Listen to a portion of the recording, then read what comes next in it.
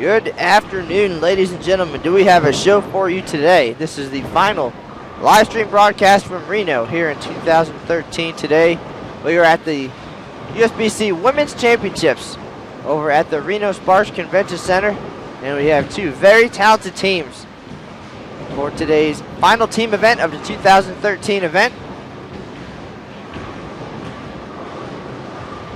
Some familiar names on these two rosters. USBC Hall of Famer Linda Barnes, two-time Women's Championship titleist Jodi Woessner, former Junior Team USA member Brianna Caldwell, tournament record holder at one point Kendra Gaines, and more. So stay tuned, they're in practice right now.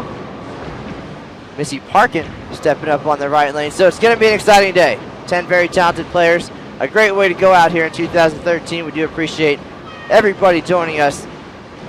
And we'll be underway in just a few minutes. Thanks.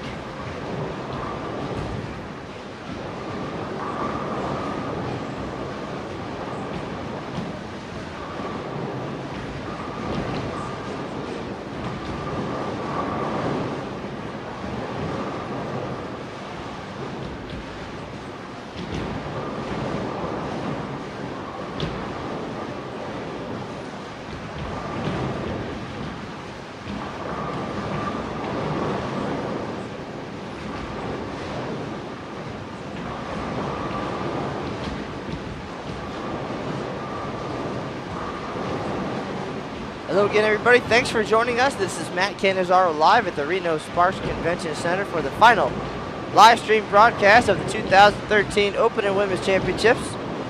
Practice is underway. We'll have two very talented teams for you shortly, so stay tuned. Thanks for joining us. We'll be right back.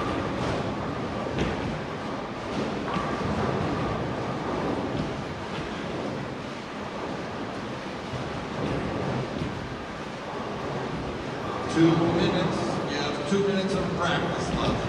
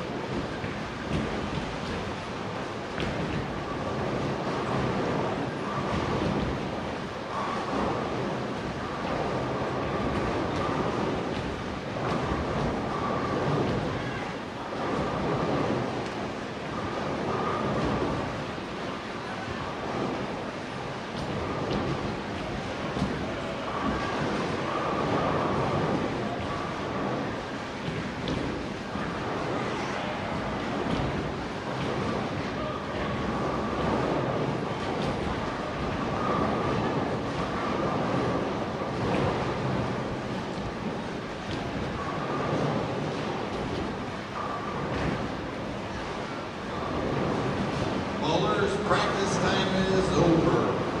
Please hold up on your practice.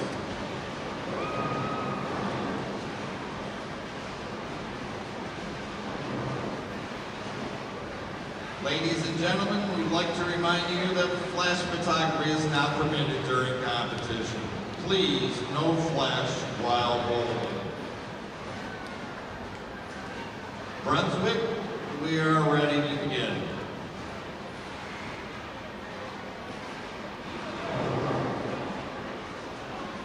Ladies, at the sound of the bell, you may begin your competition. Good luck, good bowling, and have a wonderful time today.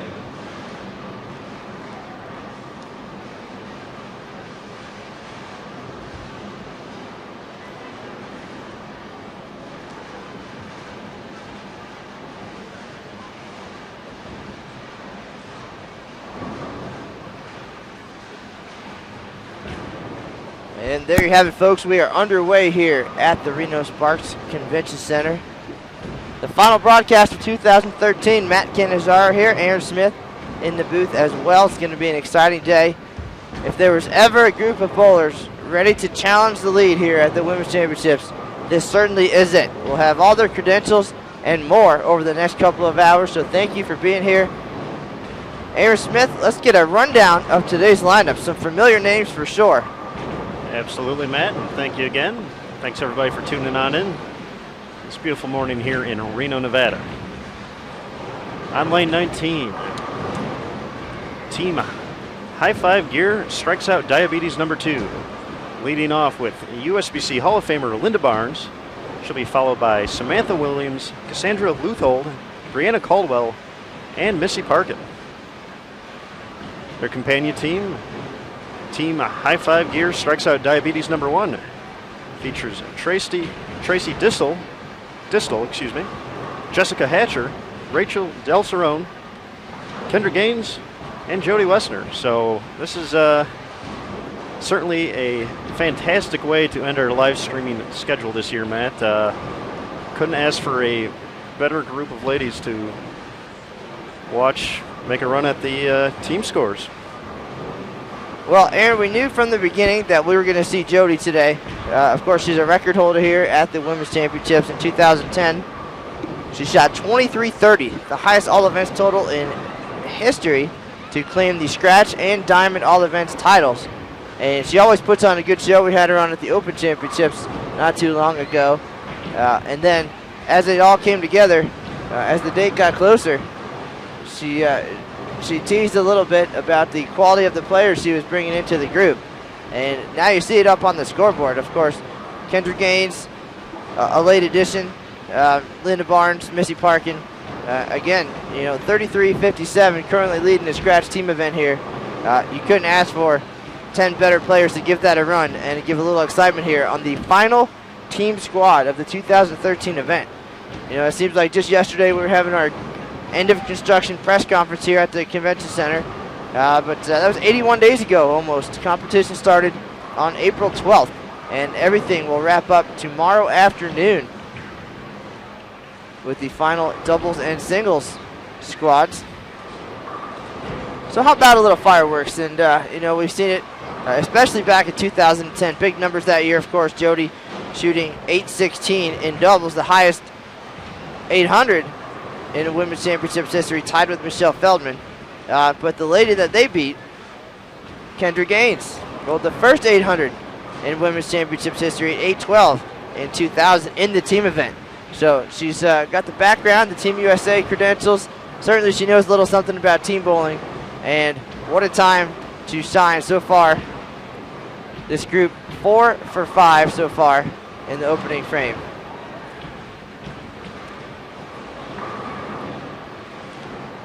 Yeah, looked in practice there. Most of them trying to play right. Right around 8 to 10. Seemed like a pretty simple game plan, one we've seen a lot out there this year. So the big thing, I think, as we've seen on many live stream and in our other times here as well, it's going to be a matter of not so much getting to the pocket, but whether or not all 10 pins will cooperate. Certainly, this year's Women's Championships pattern, a little bit less challenging maybe than we've seen in some years. So very easy to get to the pocket, and then at that point, it's a matter of knocking down all 10 pins in this essentially brand new installation here. 44 lanes constructed from the ground up in the empty convention center. Took about 45 days to put together. Very similar to the venue that we've seen at the Open Championships for more than 100 years.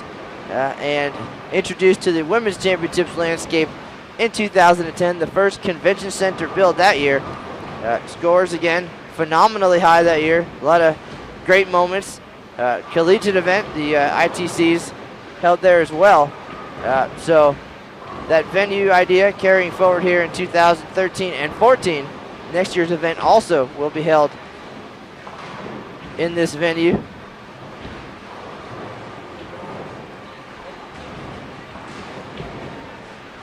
The bright lights and the high ceiling, certainly a championship feel. The banners in the rafters. Ironically, these ladies today are bowling right underneath the banner for last year's Scratch Team Champion coefficient of friction. It only took 33.02. This year it will take just about the highest score in history, currently leading 33.57. Eagles Edge Pro Shop. Those ladies know a little something about winning as well. But that score, the second highest in 94 years at the Women's Championship, so it's going to take a whole lot of strikes today. But shots like that from Samantha Williams, we could see some fireworks here right before the 4th of July. Well played, Matt. Well played. That's why he's Matt Cannizzaro, folks. But certainly possibly a sign of things to come right above the Team Scratch Champion banner. One of the interesting things we've seen in our telecast here at the Women's Championships, we've seen a lot of teams come out of the gate strong, only to run into a little issues with possibly carry down, along with carry, moving into game 2 and 3. So we'll see how they come out of the gates. It looked like they had pretty solid ball reaction in practice. You see Cassandra Luthold up on 20.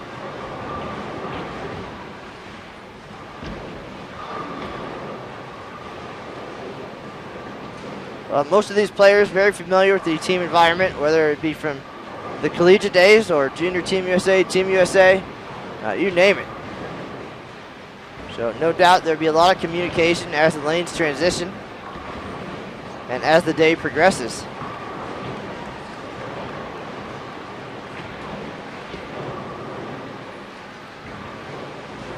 Got a couple of husbands in the stands with us here.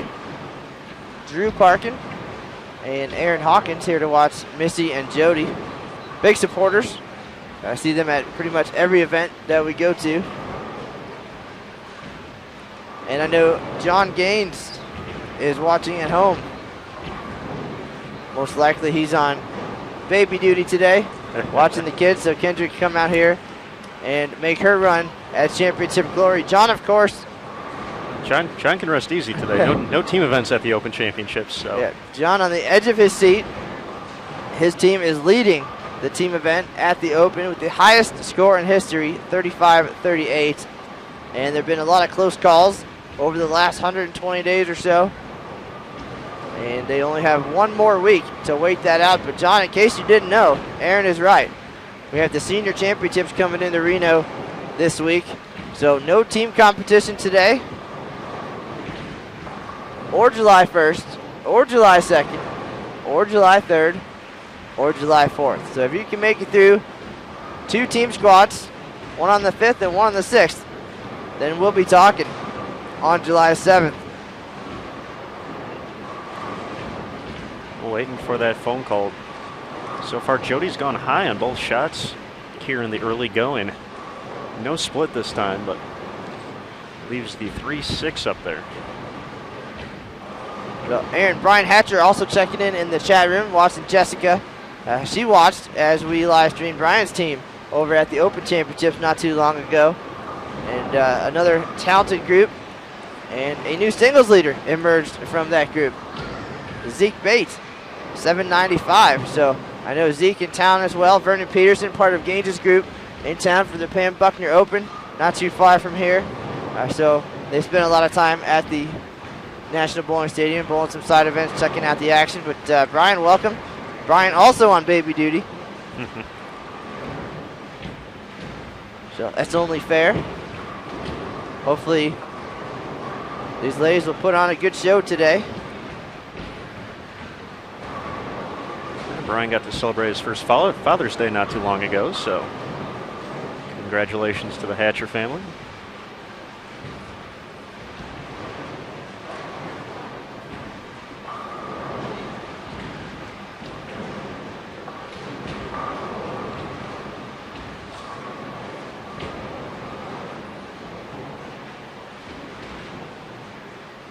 Yes, Matt, you mentioned the Pam Buckner Open, not too far away from where we're at High Sierra Lanes. Really turned into a nice event to complement these tournaments as well when they're in town. 96 bowlers get to come out, and our first 96 entries, and good payday, great field. Zeke's coming back all the way from Ohio. Vernon from Florida to try to capture a title at that tournament. So a fun 2-day event. Well, certainly it would have been fun to shoe up and go out there and compete against some of the best, but there's probably no place in Reno I'd rather be right now than behind lanes 19 and 20 here at the Reno-Sparks Convention Center. The final team squad of this year's event before we turn off the lights and shut it down until next year when we're back here in 2014.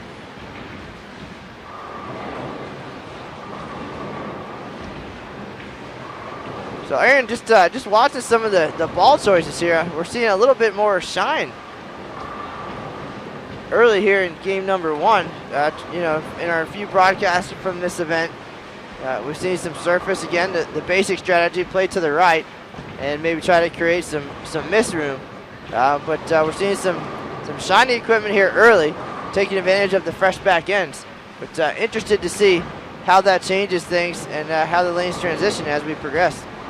That's a very good point, Matt. We've seen, as you mentioned, a lot of surface in the early going here, but haven't seen quite this crisp of ball reaction. about that word? Crisp. Word of the day. But yeah, so we've seen a lot of 4-pins early versus, granted Rachel just left a 10-pin there, but a lot of 4-pins, a lot of balls checking up early, so.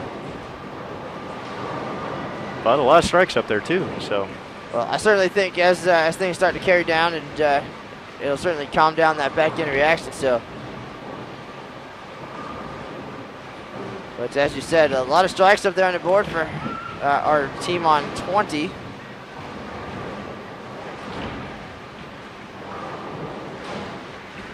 Linda Barnes very involved in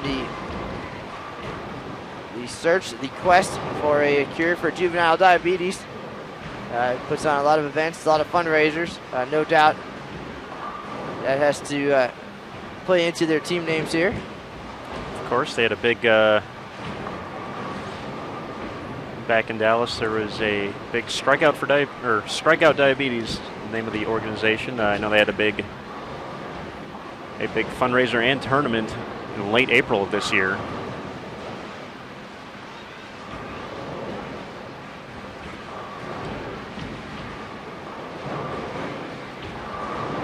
Well, Linda Barnes certainly knows her way around this event on the way into the Hall of Fame, a couple of Queens titles.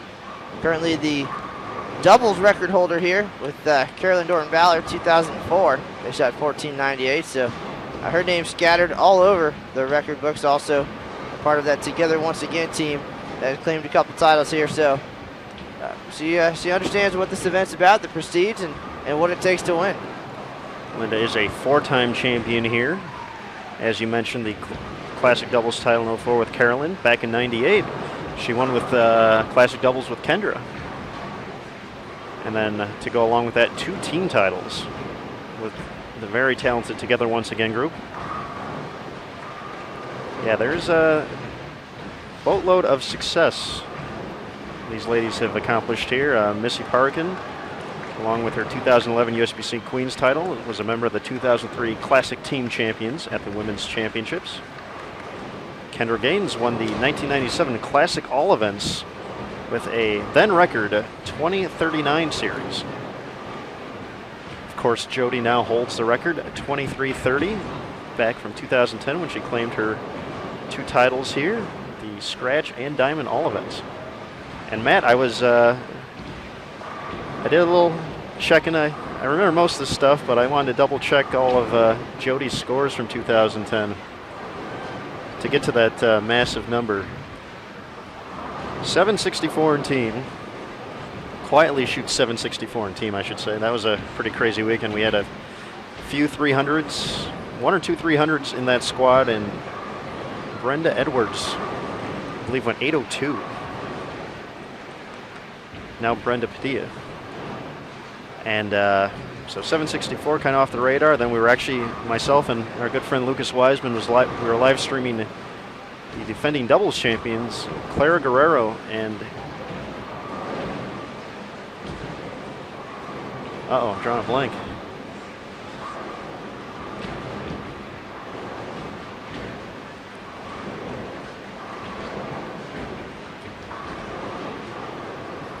We'll get back to that, though. All right, Aaron, excellent. Exactly, that was, but they were on the very high end of the house on 47 and 8. And on lanes 1 and 2, Jodi quietly went about her business, going 259, 268 before firing off a 289 game on her way to an 816. Switch pairs finished up with 750 to get to that 2330 total. And she really liked the first game and the third game that year too.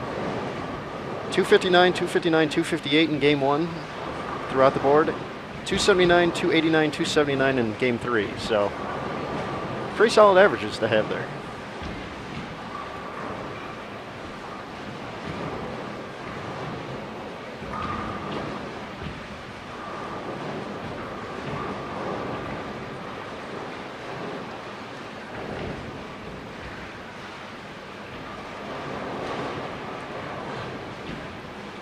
Well, quite a mix of experience here, of course. You know, the Hall of Famer Linda Barnes and Kendra Gaines have been around a little bit longer, have a few more successes. And then kind of the middle of the road experience, Missy Parkin bowled collegiately at Cal State Fullerton. First woman to win a PBA regional title and then to win 2. And then the youngsters like Brianna Caldwell, who's stepping up on the right lane. She was a star at Central Missouri State, NCAA. A lot of accolades there not too long ago. Spent some time with Junior Team USA. I actually got to spend some time with her down at the Tournament of the Americas back in 2005, I believe it was. So again, she is quickly making a name for herself in the women's arena here, post-college. And of course, Luthold, same situation, a great collegiate player and a lot of accomplishments, and certainly making some noise now that all of that is behind her. Very true. Getting back to Brianna, member of Junior Team USA in 2006, 2007, member of Team USA 2011, and her claim to fame at Central Missouri. She's the first bowler in NCAA history to win Bowler of the Year 4 consecutive times, 2005 to 2008. And Cassandra's profile just right on cue with that. She was the 2005 Alberta E. Crow Star of Tomorrow. She turned that into a Rookie of the Year performance at Nebraska. Was named the most outstanding player of the NCAA championships on her way to leading Nebraska to a championship title in 2009. So the team aspect, as you mentioned earlier, very prevalent. Much needed here for success and to reach that 33.57. So we have Linda Barnes stepping up on lane 19 here.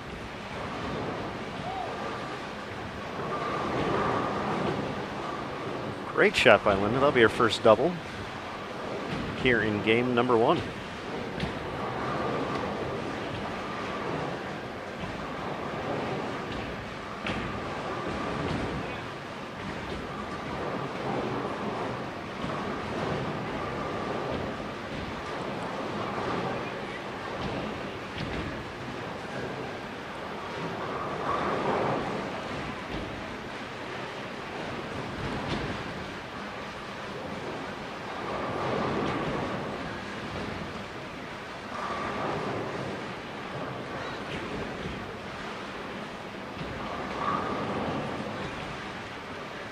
Great shot by Samantha Williams there.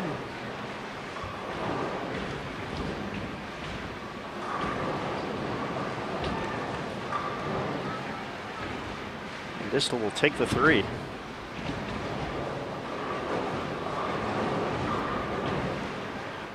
One of the disadvantages of using some of that shinier equipment here, as we saw right there, is the chance to leave some of these designer splits.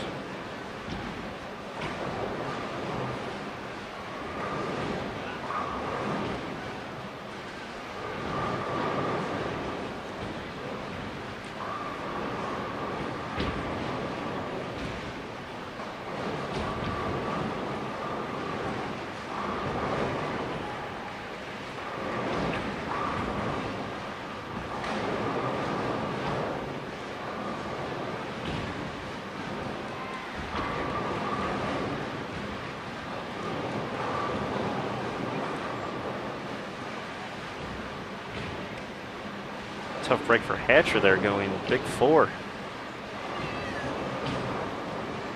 After starting off with the front 4. For our team on 20, it's been almost strike or nothing at this point. Only a lot of strikes, but 1, 2, 3, 4, more than likely 5 opens here in the early going.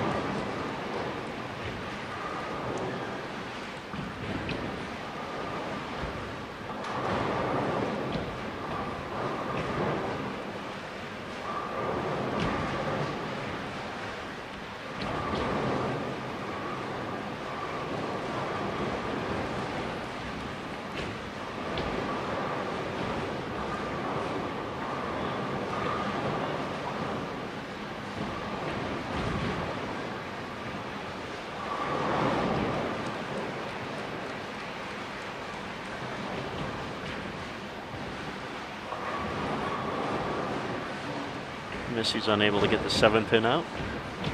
Missy's had some success in Reno recently. Last year at the 2012 U.S. Women's Open. Missy, along with Linda Barnes, made it out to the finals, which is located on Virginia Street underneath the famous Reno Arch,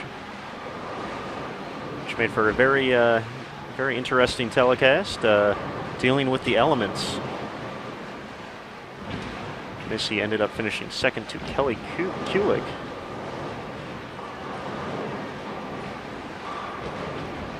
It certainly was a great run, first at the National Bowling Stadium, and then out on the streets of Reno.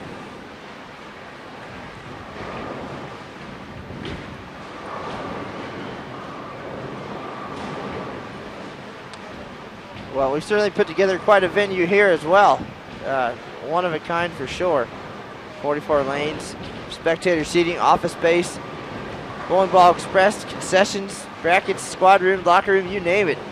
There's no facility in bowling quite like what we do for these championship events. And the city certainly has responded as well. Had the opportunity to go do a few radio appearances. Did one yesterday to talk about what we've accomplished and what it means to a host city and to us to be here.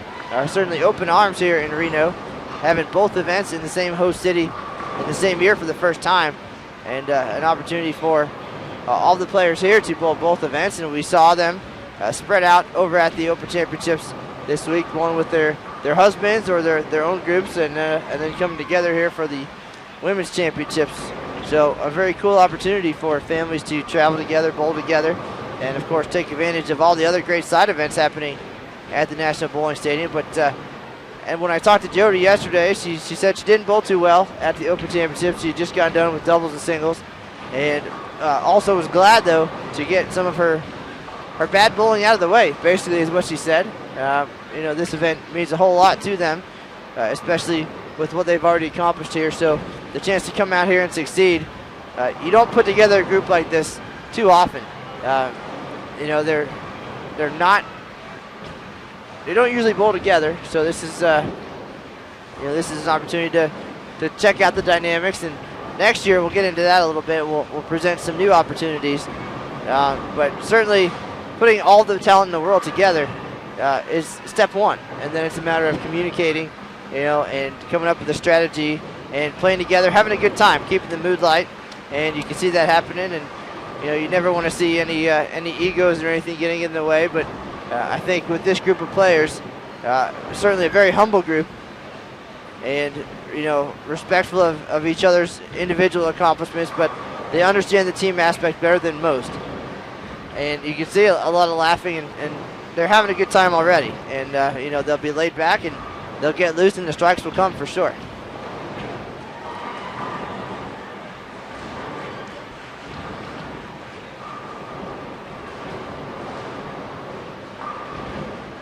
Linda's up on the right lane looking for a three-bagger here after three spares. And she broke up the 7-10 earlier, but not this time.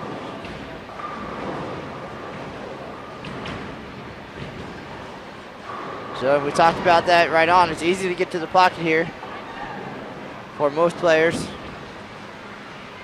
Certainly that's what you'd like at a national event. Everybody to have a chance to get there, regardless of what your style is. And then at that point, certainly carry becomes a factor.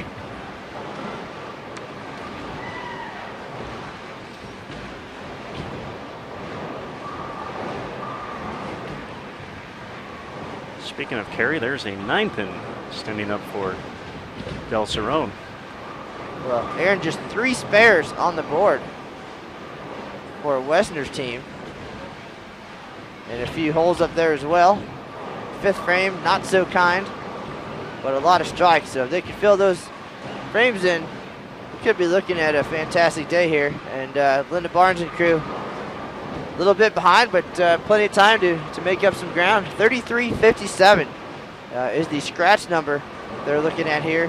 35.49, I believe, is the diamond leading score at this point in time. 35.49 is correct. currently held by Fox Bowl in West Chicago, Illinois. Well, and in the Diamond division, handicap is 100% of 1,100, which is the combined average of all the players.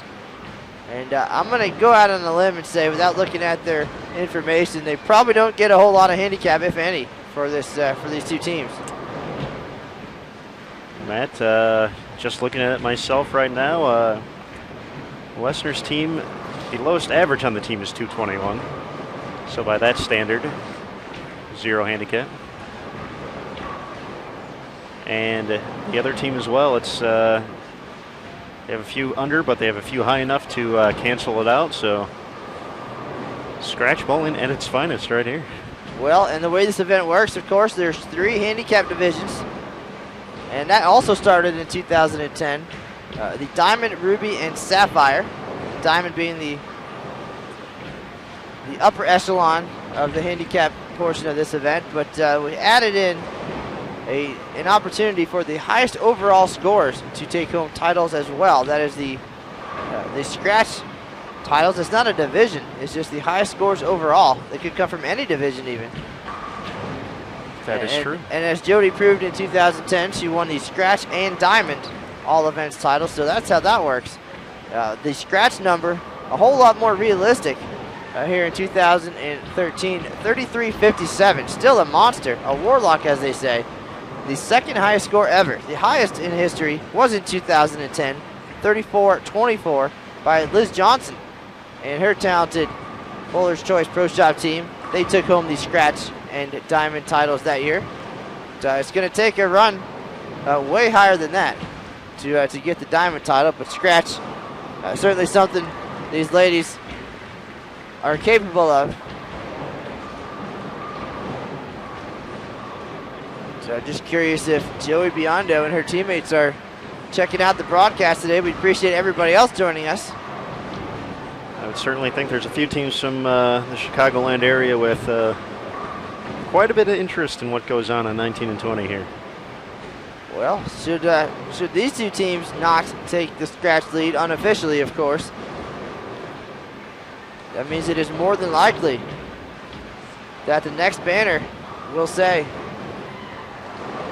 Eagles Edge Pro Shop on it. But still, all scores do need to be tallied and verified and double-checked, triple-checked before we can announce anything official. But with this being the last team event of the year, a nice chance to breathe easy and enjoy the upcoming holiday. Perhaps a little extra celebrating, unofficially, of course. But of course. 2 pairs to the right. A group of ladies who actually fared very well last year at the Women's Championships, also on this last squad. Heather D'Erico, Jasmine Coleman, Mindy Pancoast all on the lanes today. So snakes on the lane 1 and 2 on 23 and 4 as well. So we'll keep an eye on them as the day progresses. Right now. Well, Aaron, I do know, by the way, in talking to, since I know one of last year's Diamond Team champions pretty well, they were leading here, some striking hot from Albuquerque for a good portion of this year's event, and were topped by that Fox Bowl team at 35.49. But Brandy said that certainly finishing second, would be a great accomplishment after last year's title. But this team is one that she has her eye on for potentially making a run here. Alyssa Pearson and company, not sure of their handicap. I think that was the factor. Of course, that's what this event's about, putting together the right combination of players and sometimes getting the right numbers to match up. But, they're making a pretty good run at it. Scratch just in front of us, so curious to say, maybe we can find out what their handicap total is. And just keep an eye on things as the day progresses, because who knows, we could see the Diamond Team title change hands today as well. And we've seen it before, and we'll see it again. Scores going down on the final day of competition. was going to say earlier today while we were setting up, we saw Joyce and Shauna Treat out of Arizona, who back in 2010 took home a Ruby Doubles title, as well as the Sapphire All events on the very final squad. So you never know until the final ball is thrown. Right now, Kendra Gaines up on 20. That shot looked left off her hand, and she's fortunate just to have a 3-6 up there. A lot of strikes for Kendra in the early going, however. Aaron, Kendra has been very busy back home in the Orlando, Florida area.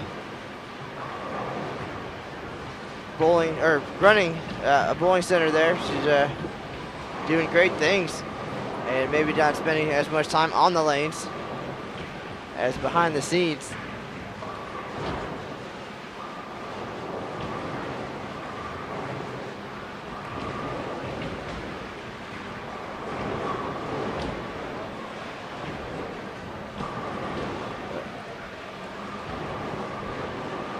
Kendra always throws it great, very accomplished, as we've talked about over and over.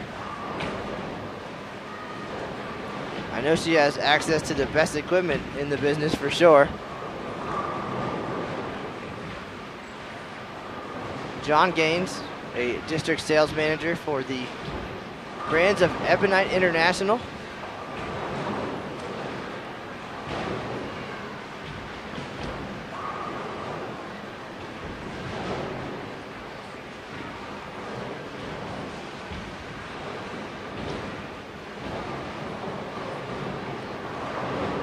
Give a shout out to Duncan checking in from Scotland. So we're going global here in 2013. That's a big deal. Thanks for joining us. Certainly picked a fantastic time to check things out. And I counted earlier, I believe this is our 27th live stream broadcast from Reno this year. We've been back and forth between the two events. Great opportunity with both of them in the same host city. We had a couple of kamikaze broadcasts. We saw Jeff Carter and his crew. That was a fan request.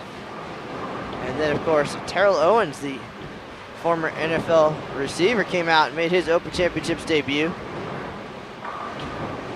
We're already looking forward to next year, having both events back here in Reno. A lot of chatter already about the live stream schedule. Who should we see?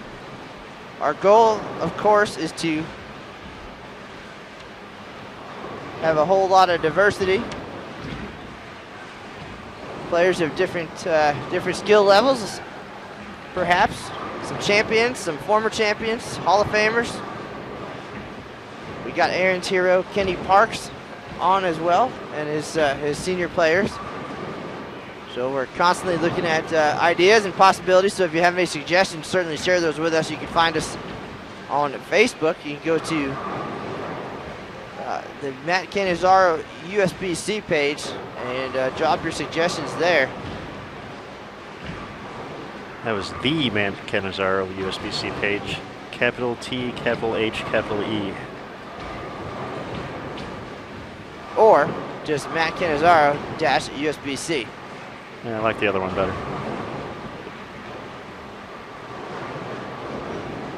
If you'd like to make sure that you don't miss any of our live stream broadcasts in the future, go to our YouTube channel, youtube.com/BowlTV, and subscribe. Get all the updates and all the great information, access to so many fantastic videos, both archived live streams and the hard work of Matt Lawson, our in-house video guy at USBC.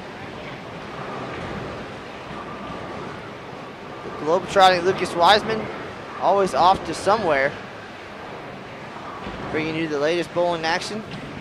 If you're curious about the upcoming schedule, you can find that on bowl.com on the main page on the right side of your screen. The next thing coming up will be the Summer Team USA Trials from the International Bowling Campus in Arlington, Texas. That's July 5th, 6th, and 7th. So check that out.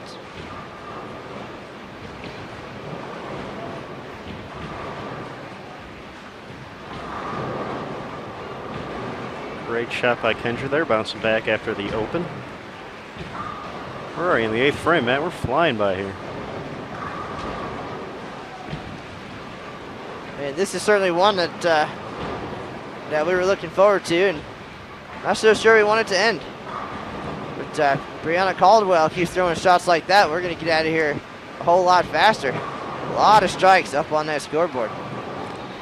That's true. Here's Jodi. Jodi made a ball change a frame or two ago.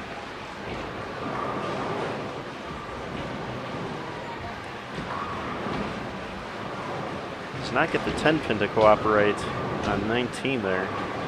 She looked like she was using a Roto-Grip Defiant Soul to start.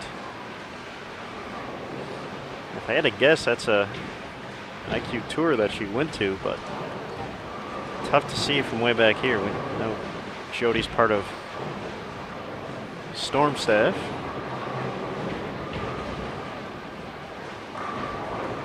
Along with our good friend, the Director of Marketing over at Storm, Mike Flanagan. Missy Parkey delivers a 3-bagger.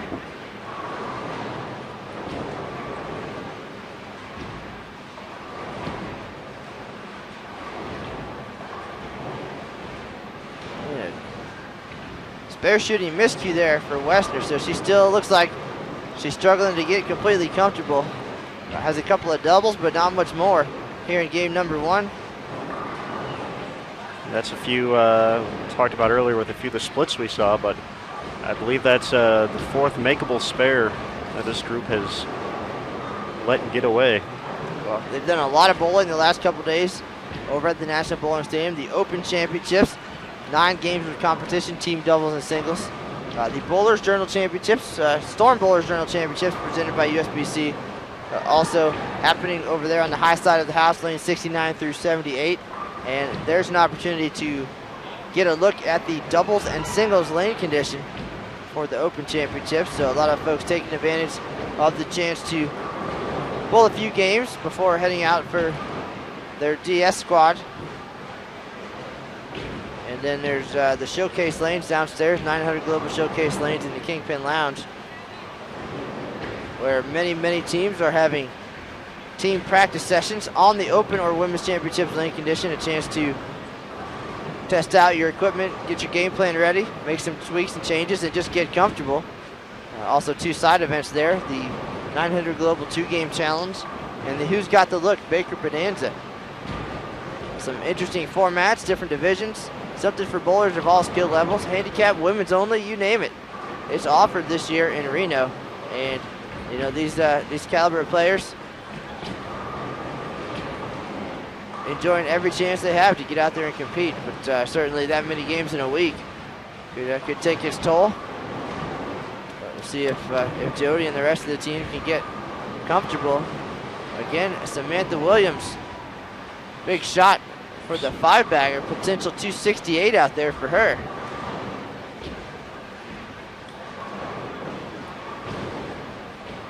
She's one that we've seen at the Queens and the US Open and at the Women's Championships many times, and potentially right on the cusp of a breakout.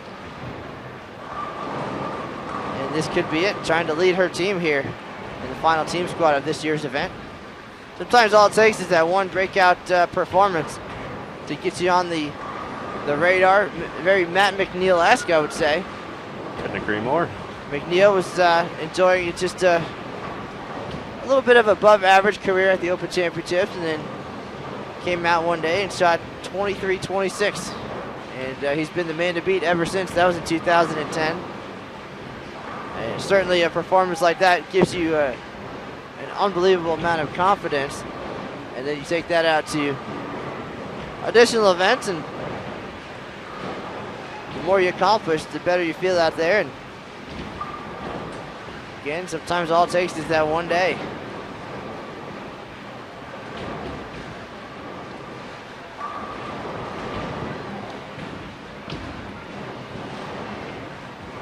All right, stepping up on 19, Brianna Caldwell, looking for 5 in a row.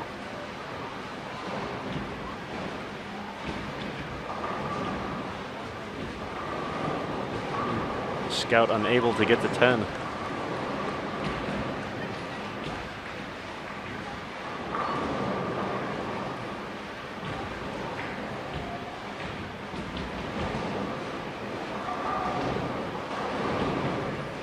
Del Cerrone cleans up the 6-10 on lane 20.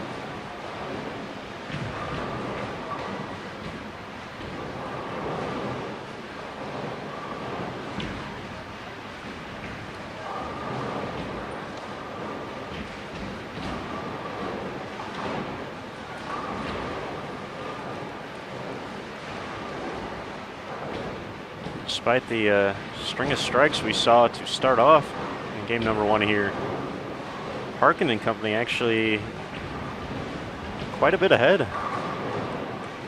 Rebounded nicely after filling frames at the beginning, avoiding the open frames as well.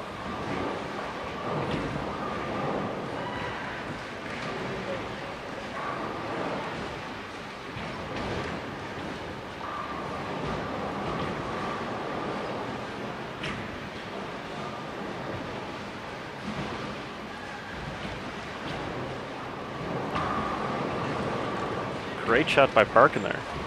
Well, Aaron, the husband's watching intently, discussing, talking strategy, game plan, I'm sure. Aaron Hawkins rocking the red and white, Ohio State. It's the Ohio State. And a flat dime for Woessner.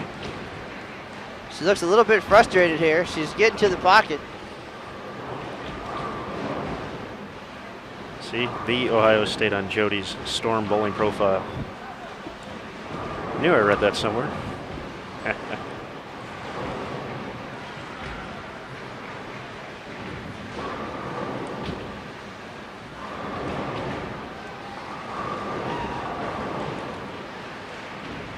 Better shot there. 10 pin, no problem this time in the 9th frame. So we're going to jump into the 10th just like that. Game 1 just about over. We're going to see some nice starts here no matter what. Both teams will definitely be in pretty solid position. Once again, 33-57, the number they're chasing in the scratch team events. Second highest score in 94 years of women's championships history.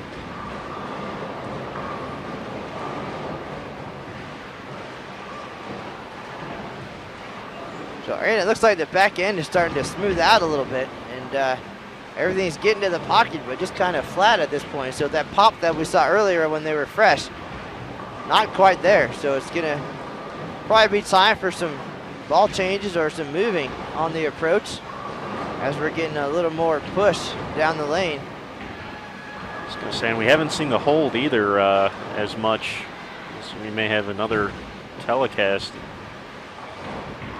Shot's a little bit left off at target. It's going through the nose. So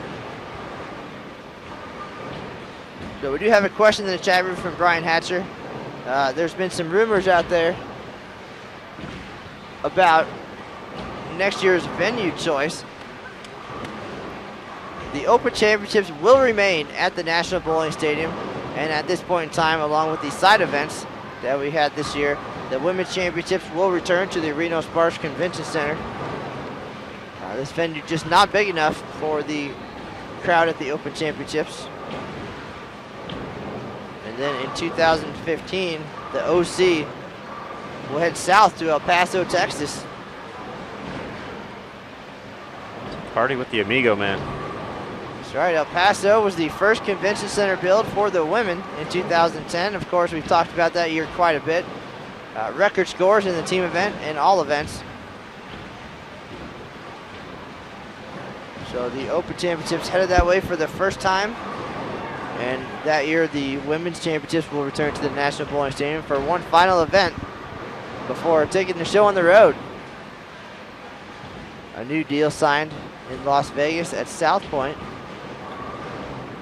A permanent venue will be constructed there, 60 lanes or so. And the two events will be there a lot between now and 2025. If you want to find out those schedules, you can find all that on bowl.com. Just go to either tournament page, you find the host cities list. Or I believe I even put in the rules and information to make it a little bit easier to find, but it's all there. Pretty much booked solid from now until 2025. A lot of great cities on the docket for the women's championships.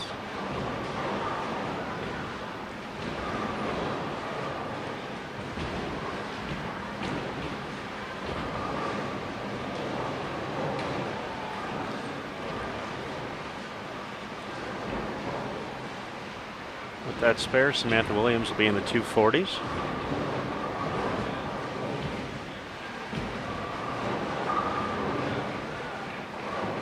It's a great shot there from Rachel on the left lane. Filling the 10th up nicely.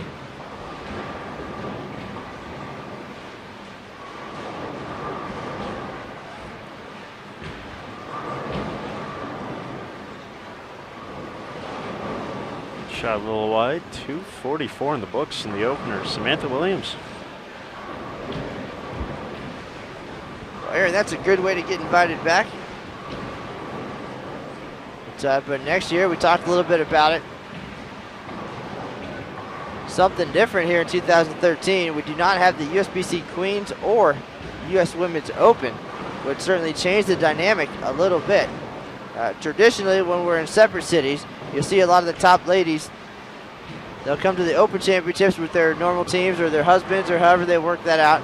And then they'll get together during Queens Week and bowl the Women's Championships as well. And that also part of the reason we see some of the top players get together, put up some big scores in the team event especially. But coming back in 2014, they'll have that opportunity again. The last week of June, the USBC Queens will return to Reno. It will be held at the National Bowling Stadium. So we'll take a little bit of a break from the Open Championships to welcome the women in for the Queens. So essentially, they'll have the chance to come into town. They can bowl the Open Championships, the Women's Championships, the Queens, Storm Bowlers General Championships, the 2-game challenge, the Baker Bonanza, practice sessions. Could be non-stop bowling for about a week and a half. So a great chance for them. And then, of course, we'll see some of those powerhouse teams come back together, and we'll have some great squads from the Women's Championships while they're in town, so looking forward to that. But if you're a competitive female bowler, 2014 is it. Make your reservations, go to bowl.com, get your teams together. All new format at the Women's Championships next year. We'll let Aaron tell you all a little bit about that. Well, thank you, Matt. As you mentioned, some changes, starting, of course, with the 4-player teams, getting away from the traditional 5, which should make it much easier to put together teams. Doubles pairings aren't a hassle anymore if you're just bringing one group of ladies. So, but as far as format changes, we'll be going to the handicap division that we're using this year and been using since 2010. Will be going away. We'll be going back to a scratch format, as well as expanding the divisions. The team event will now feature 4 divisions: Diamond, Ruby, Sapphire, and Emerald. And doubles, singles, and all events will switch to 6. So going back to the more traditional sense of the setup, as in the past with the scratch format and a few more divisions. So, well, it's certainly just trying to find the right combination of things to appeal to the most players. We want everybody to have a chance to come to the Women's Championships and succeed. So, potentially handicap was going to help the situation, but now I think more divisions give you a chance to compete closer to people of your own skill level. So, a little bit of trial and error, but looking forward to it. A lot of talk and excitement over the 4-player teams, and just makes things easier. certainly does. Granted, gives a few of the teams we've talked to this year, Eagles Edge Pro Shop, one of them, after having won the 2011 Diamond Team Championship and hoping to hold out for the 2013 Scratch Championships. The fact that they'll have to break up their team to a sense, and and they'll have to decide that who's going to be moved to another team. But for many, it's going to be a definite advantage just to be able to set it up and have basically everything all set to go once you have your team. Your doubles set up, hotel rooms are easier that way. No one left out.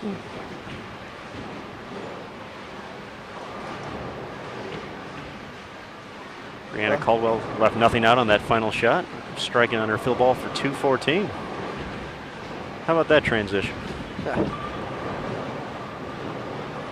Speaking of 2014, tournament manager Eric Pearson walking around. He's got a Mountain Dew in hand, so would not be surprised if he decided to stop on by. Offer his infinite wisdom.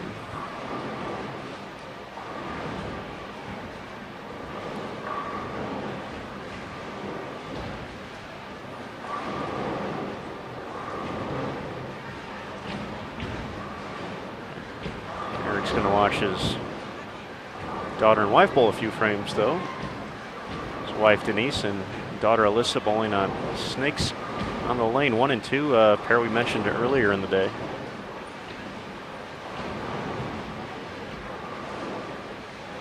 Jodi still looks a little confused out there, finishes with 193. Give her squad 993. Well, 793 is still a good score. It's not bad. That's just above pace for 2010, so.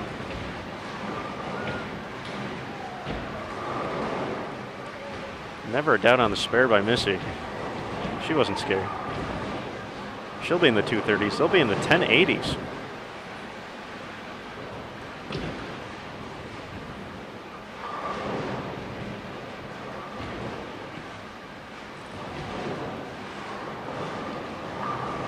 Definitely a solid start for High Five Gear. Strikes out Diabetes number 2.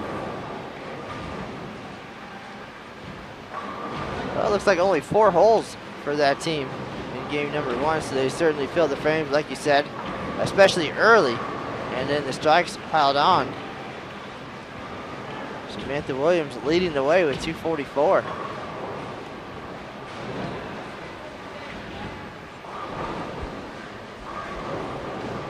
Team on 20 definitely let some frames get away from them, but 993 still a respectable start. And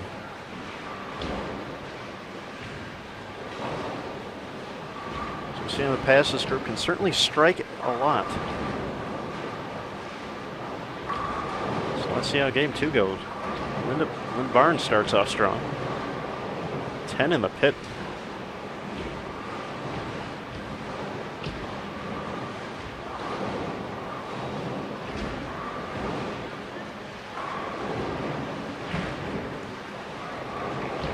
Aaron Hawkins has moved down to the from here in the grandstand seatings. Talking to Jodi about what's the next move out there. Jodi once again finished 193, but looked like she had some struggles out there. Get to the pocket, a few things with carry, but definitely looking to maximize the opportunity while it's out there. You only get, I guess you get 2 shots at team at the Women's Championships, but still only get 1 chance a year at the put together that all-event score, your first team event. And well, always nice to have an extra set of eyes, and you see a lot of supportive husbands come to this event and do a lot of ball repping and ball carrying. Saw Hank Boomershine come out to support his wife Lindsay as her and Alicia Current put their doubles title, and Lindsay put her all events title on the line and put together a very respectable performance. But you see, that's part of the reason that I keep Randy around. She likes to come out and she'll be okay watching my atrocious bowling, and of course she's the extra set of the eyes. She's the talented left-hander here, so always offering up the advice and suggestions, and anybody who would endure having to watch me bowl a tournament certainly is a keeper. Absolutely. Great shot by Jessica Hatcher there. We haven't mentioned it yet, Matt, though, but I think the first time this year on a broadcast we've seen a backup ball being utilized here, and Jessica throwing the ball right-handed by attacking from the left side of the lanes, and 216 in the opener, so we haven't seen too many lefties out here. Dana Miller-Mackey comes to mind, but she's certainly getting it done here so far.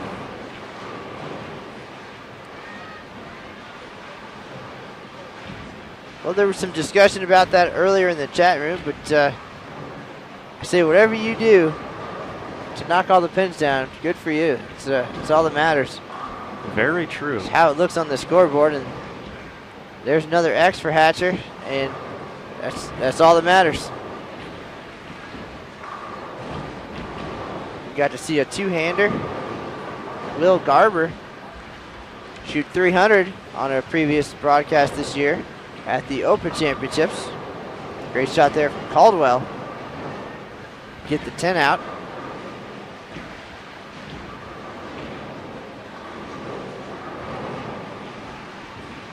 Great backup bowler that comes to mind, Adam Martinez from the San Antonio area. Not too long ago, member of Junior Team USA, if I'm not mistaken, he won junior gold. I believe you are correct, Matt. Also right-handed, throwing the ball from the left side of the lane, and always fun to watch him on the lanes.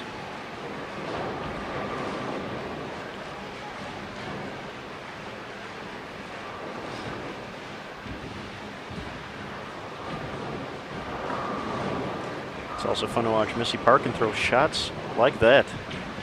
Never a doubt. 10 in the pit. Well, Aaron, the year that you quit and decided that you're going to have a better job somewhere, even though there is no better job, we got to watch Missy win the Queens in Syracuse. Very emotional day for her, coming off of the year before. I know you were there for that when in 2010. An unfortunate 7-10 stopped her run at the title, but she certainly made up for it in a big way in 2011 with that win.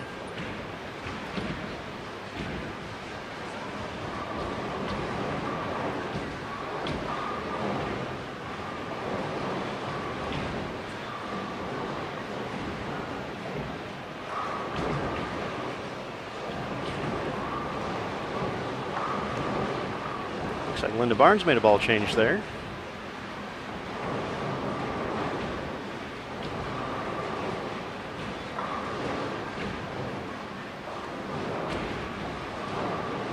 Seemed to work out pretty well. Looks like her and Missy are using the same ball. Both of them are on Columbia 300 staff, so that would make sense, I suppose.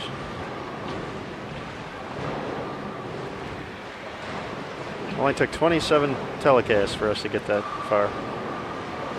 We've come a long way. A work in progress, these two.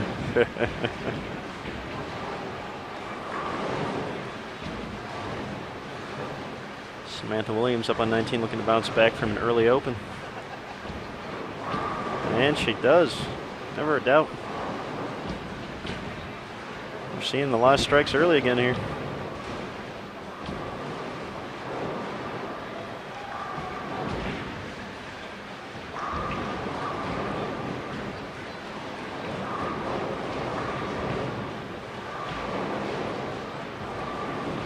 Strike for Hatcher. She's throwing a motive ball, I believe a Primal Instinct. You know, from watching her husband Brian not too long ago at the Open. He is a motive staffer, so I'm not surprised to see some of the same stuff in her hands.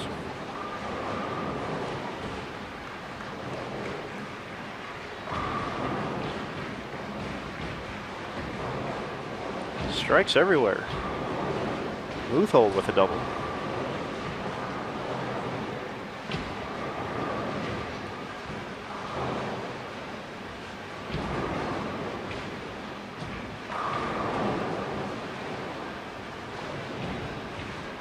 This is turning into clockwork all of a sudden. 1087, a great start for Parkin and company, but time to get rolling. 33:57. certainly reachable. They'll need a big game in there like Eagles Edge Pro Shop attained. Had the big first game, 12:07, I want to say. Matt has my book with all the records, so he can verify that. But hey, 12:07. How about that? The third highest score in team history, or third highest game in team history, on their way to the second highest team series in tournament history. So.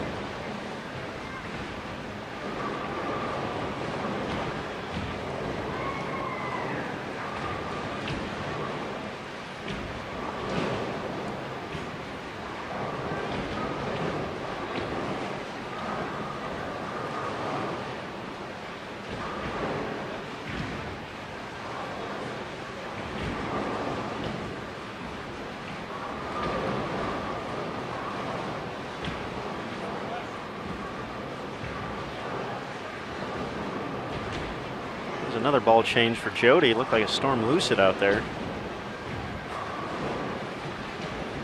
Might get that ball labored a little bit more to get to the pocket, but able to mix them all up. Eric Pearson. I know that hairline from anywhere. He's walking away from us, though.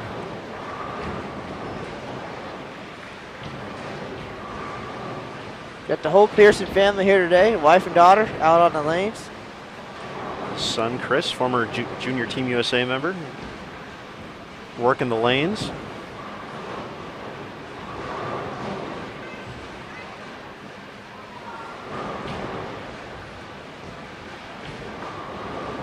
Alyssa's boyfriend, little Jimmy Schroeder, also in attendance. Schrader, he's going to come after you for that one. It looks like Jimmy Schroeder, but it's Jimmy Schrader. He's been helping us out in the media relations department a little bit this year. Taking a break from the college grind. At Wisconsin Whitewater. So if he's Jimmy Schrader, who's Jimmy Schroeder? I don't know. If I was him, I'd be okay with being called Jimmy Schroeder, a USBC Hall of Famer, Open Championship titleist. Maybe I was trying to give him a compliment there. 65 years on the tournament lanes.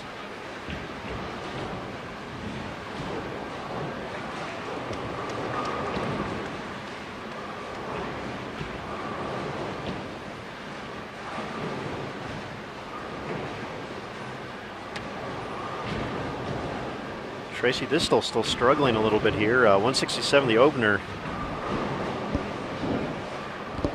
Still looking for her first strike here in game number 2.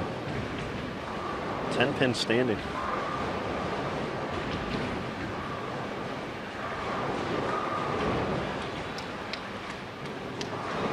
She covers it up.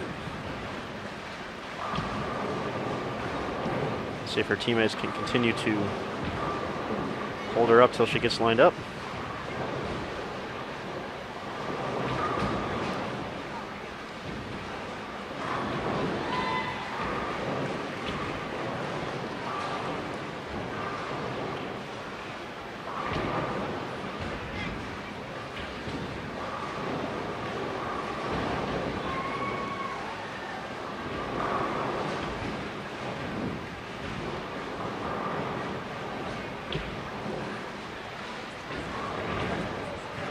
So Aaron, just looking around on Facebook, apparently everybody is bowling today somewhere. So a lot going on, a big holiday week coming up. Do appreciate everybody joining us once again. This is Matt Canizaro and Aaron live. Aaron Smith live. Aaron live. Aaron live. From the Reno-Sparks Convention Center, the final team competition day here at the 2013 USBC Women's Championships. Dunzo after that. Another word of the day. No doubt. 81 days of competition kicked off April 12th, and all coming to a close tomorrow afternoon. Some folks at home watching the leaderboards, watching xbowling.com to see the scores as they unfold. I know Brandy's been on there quite a bit, watching some teams and seeing how they're doing. A lot of talented players in town this week. But some folks will unofficially be breathing easy in about an hour and a half. So potentially, and I've never experienced it, but in talking to some players, the weight is almost harder than the feat itself. Can certainly imagine. We already mentioned him earlier today, but Vernon Peterson, part of Lodge Lanes 2 out of Orlando, Florida, current regular team leader over at the Open, and Zeke Bate, the regular singles leader right now, both bowling the Pam-Buckner Open. I know they're certainly proud of their accomplishments, but Well, cannot wait for this tournament to close. so Vernon tries to play it cool, but the other night when there's a team making a run at it, they shot 1,200, 1,220, game number 2. Vernon was the first guy over. He stopped his Bowler's Journal squad and ran over to check out the lanes to see if those guys had a chance. They finished with 34-40, so about 100 pins short, and a relief, of course. I've talked to Mr. Peterson and John Gaines probably more in the last few months than I have in the last few years. Just as teams come in, as things unfold, what's happening out there on the lanes. Certainly very challenging just to sit home and wait. There's nothing you can do. Just watch the scoreboard, watch the leaderboards, and hope for the best. Gaines already with 3 titles at the Open Championships, but he is eyeing the Hall of Fame and taking home 1 more, and with a record score, no less. Certainly would help his cause, if not solidify his place. And ironically, most of them have come at the National Bowling Stadium. A pair of titles in 1998, team all events and regular singles. And of course this year's huge success, should they hold on. And the other was a team all events title in 1997. John Janowitz, also a member of that team, current Team USA member. He already has 2 titles. Both of them came at the National Bowling Stadium. At the same time, of course, he shot 858 to claim the regular singles title and 22-24 to win regular all events in 2004. The rest of that team, Mitch Jabinski, a 1987 team all events champ in Niagara Falls, and PBA champion Scott Newell looking for his first eagle. But, that's still a week away. But right now, Jodi Woessner and her team striking it up here. Missy Parkin, about a 100-pin head start on Woessner in game number 1. 33-57, the number they're chasing to add to their resumes here at the Women's Championships, as Barnes leaves a 4-pin on the left lane.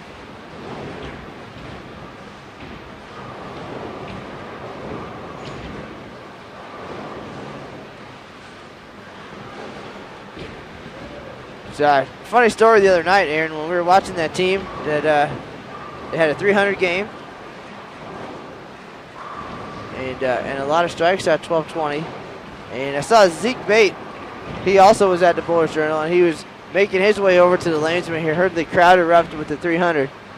And just the sigh of relief on his face when he realized, and he said it out loud, he's like, oh, that's just team event. And you could just see it as he turned right back around and walked away. Zeke, of course, the singles leader with 795. So, yeah, anytime it's not singles where the 300 is, certainly a sigh of relief there. But a funny moment, though, with the 20-year-old, not old enough to gamble, but spent an awful lot of time in Reno so far throwing strikes instead of dice.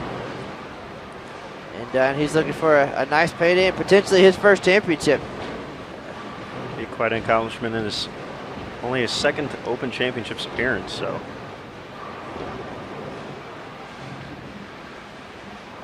right now, Samantha Williams, 19, looking for a 3-bagger. Gets the ball to push just enough. All 10 fall down.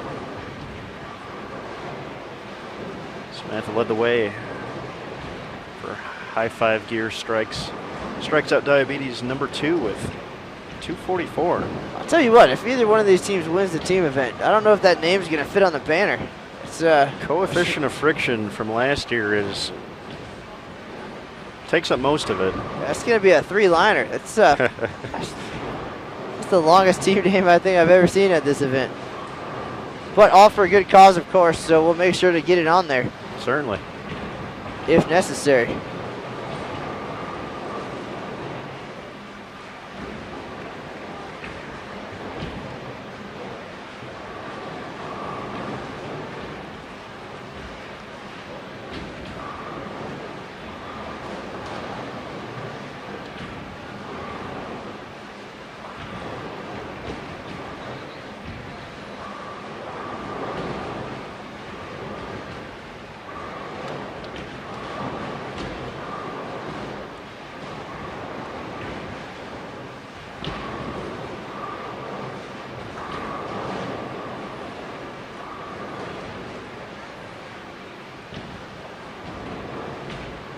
All right, Kendra Gaines stepping up on lane 20.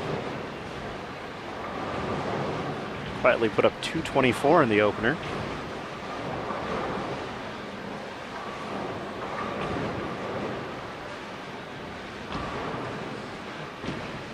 Leaves the 10-pin.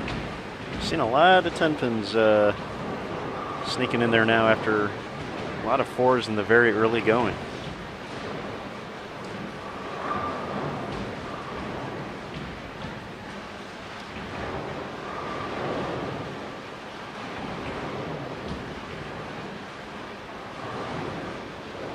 Aaron, it looks like Tim Robin has arrived in Reno to help facilitate the USBC Senior Championships taking place at the National Bowling Stadium this week. So we're going to mix it up a little bit.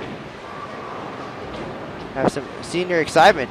And this year, you can read all about that on bowl.com over the next couple days, so check that out.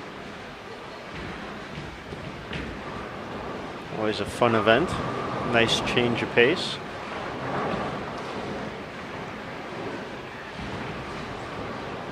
Six games of qualifying based on age and gender. There's an open and a women's division. And then after 6 games of qualifying, go to a medal round. 3 more games are bowled.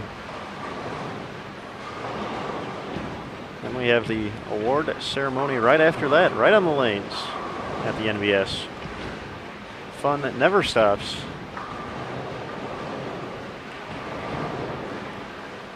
And right back to the OC. Well, some big names coming in later in the week. Dale Ballard Jr., Jason Milligan, Steve Smith going to give it a run. Final couple of days of the Open Championships.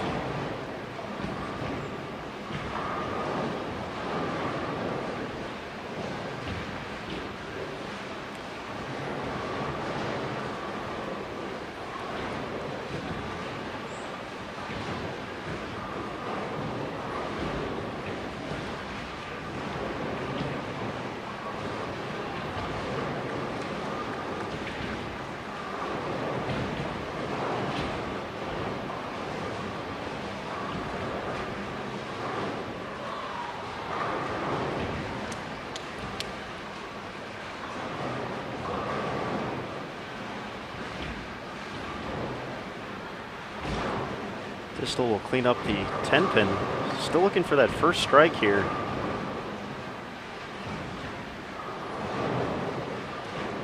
We've talked about before, Matt. You know, in every team situation, there's always someone who's there's always got to be a low person, no matter what. But it's got to be tough when everyone else is striking and they're just not coming your way. Tracy's been around the pocket. Pins have not cooperated. Well, that's where the whole team aspect comes into play. They're going to talk about it and try to get everybody on board and lined up and make the right decision. Certainly a ton of experience and knowledge as far as equipment choices and adjustments. Tough break there for Hatcher. 4-6-10.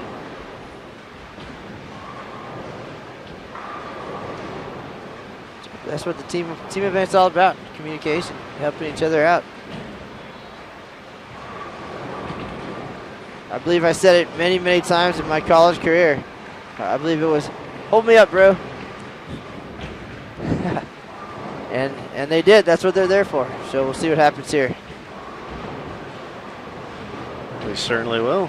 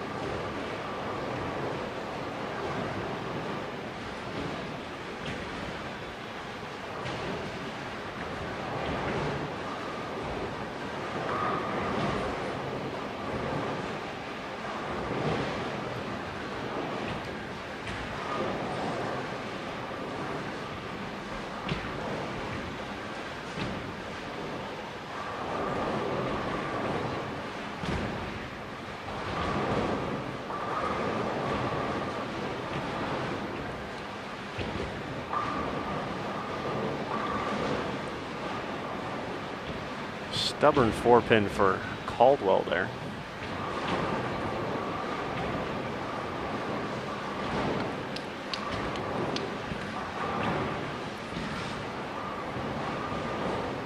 It just seems like the breaks are few and far between on slightly off hits today. Well, if you're going to shoot the second highest score or the highest score in tournament history, it's going to take a few breaks for sure. And some good carries. A lot of 4-pins and 10-pins here.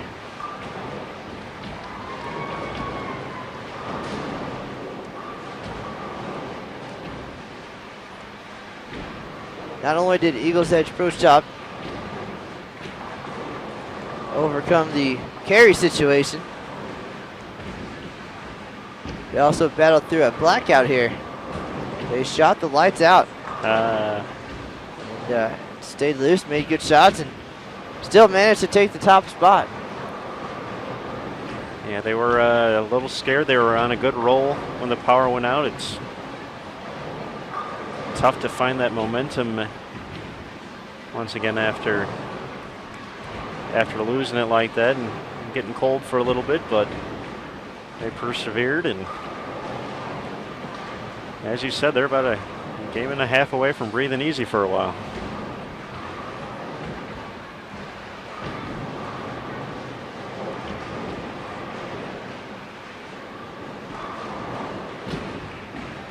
And that would be 3 straight years with a title for Joey Biondo if Eagles Edge score holds up. Well, that's happened once at the Open Championships. I'm not sure that's a record that we maintain here at the WC.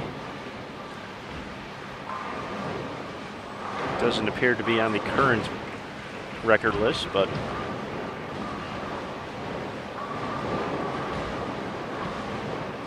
I'm sure it's around here somewhere.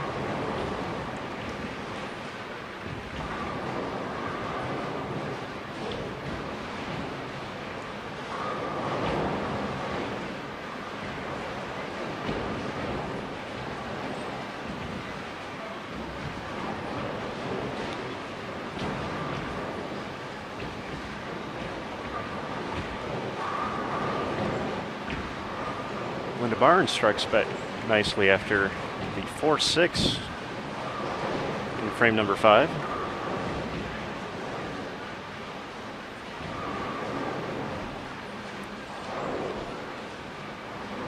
Distal gets the 10-pin out. They use the 4-pin this time. She covers that up. The opens have been minimized here in game number 2 compared to game number 1 for High Five Gear Strikes Out Diabetes number 1. That is a mouthful.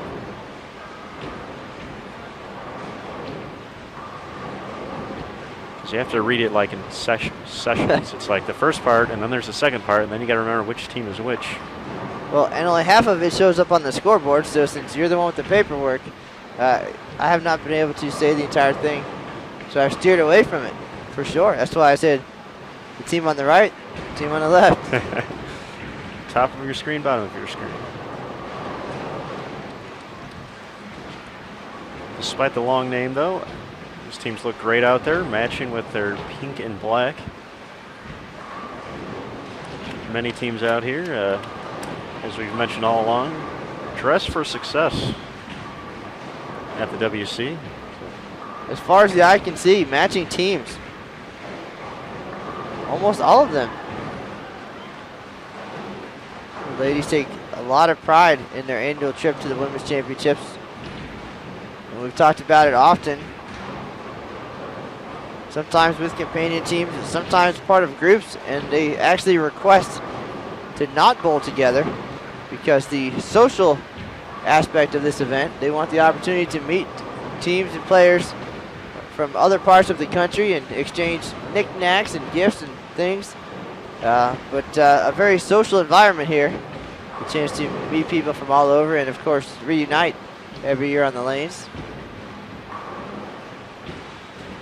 They want to represent their teams in their hometowns proudly, and they look great.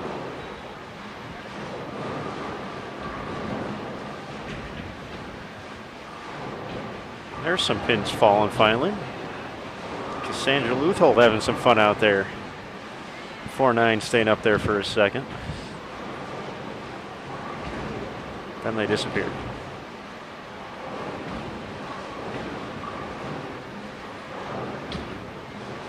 Just a note, Jessica Hatcher looked like she made a ball change on her last delivery, resulting in a strike.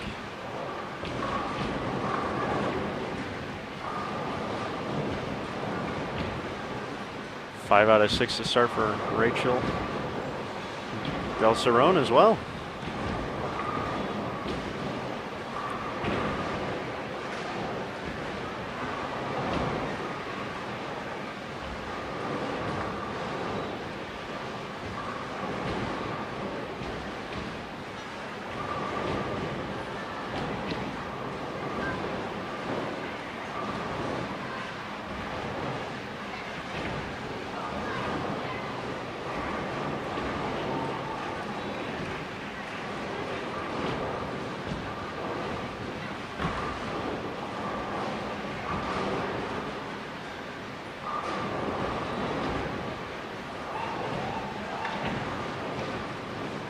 Two pairs to our right, Snakes on the lane, a 1 and 2.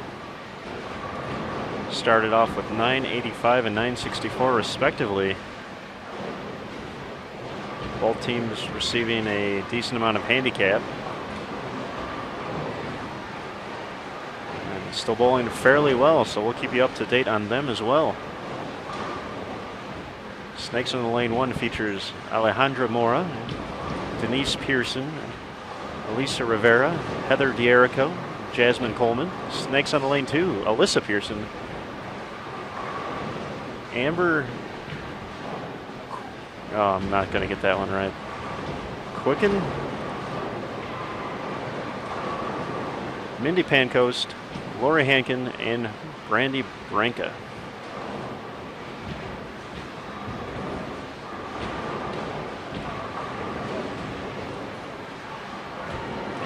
There's a break for Woessner, tripping out the 10. There's a great big smile. Things not going quite so well earlier today, but perhaps a shot like that, a momentum builder for sure. And if anything, it helps to loosen up the arm swing a little bit. A few laughs.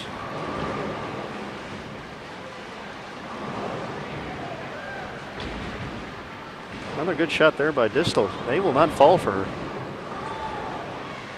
Pins are not cooperating. Well, she's making her spares here in game number 2, but you'd like to think that you stay around the pocket. Eventually they're going to fall, so maybe she's saving them all for the finale, for the dramatic finish. It's going to take a whole lot of work for these two teams. 33-57 is the number on top. The diamond title far, far out of reach. Well, with that attitude. Okay, maybe not quite yet, but 35-49, essentially scratch.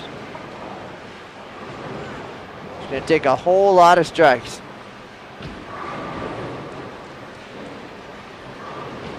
So as we learned not too long ago, as long as it's possible on paper, it's possible on the scoreboard. So should have said that. Apologize, ladies. Prove me wrong. Strike a ton. Break some records. Give Aaron Smith something to do.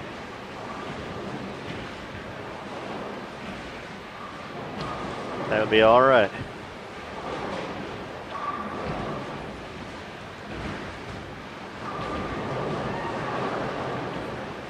Should double for Hatcher. Great ball change. It's the lone lady attacking the lanes from the left side. There's a lot of L's there.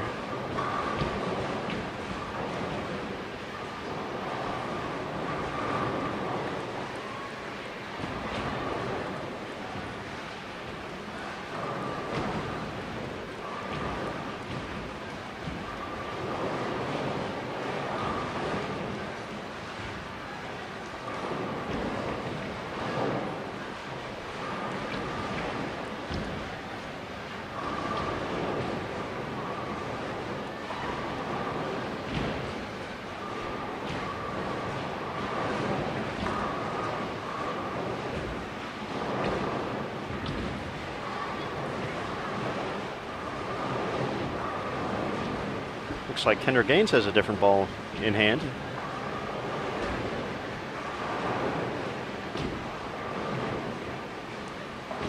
Is that the champion, I believe, Matt? We'll go to your Ebonite expertise. It does appear so. Hard to see from here, but it does look like it. She leaves the 10 pin. I almost didn't recognize Kendra. She got the new hairstyle going. I was like, who's that lady? Where's Kendra? And it's her. So glad to see her. Take time away from the bowling center back home to get out on the lanes. And I know this event means a lot to all of these ladies. So glad to see they were able to make that happen. I know she has some travel delays. But finally got here to Reno. You have to be excited to bowl with this group. It's like a who's who of qualifying at any major women's event. Certainly so.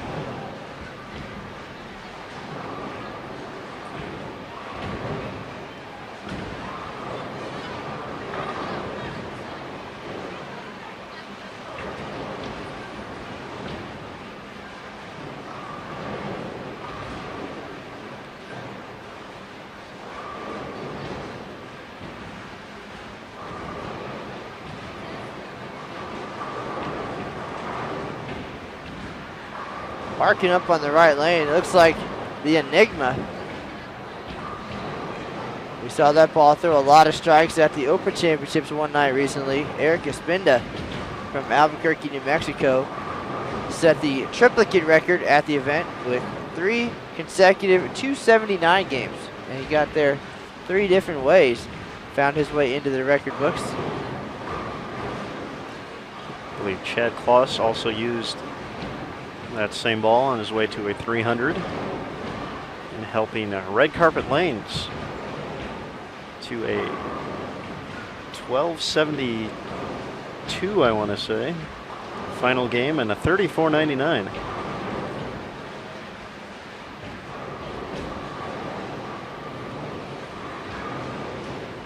Which puts them in 5th, I believe, right now,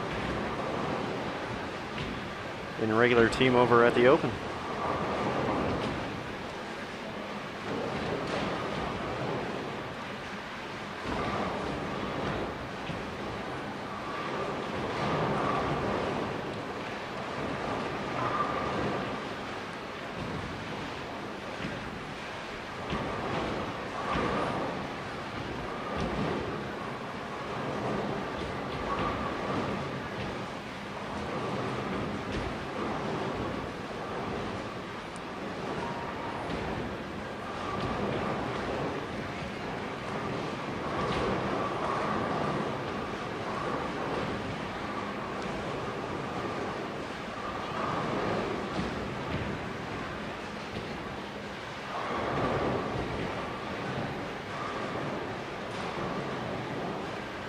Aaron, if you're an athlete this weekend, certainly the Reno-Sparks Convention Center appears to be the place to be.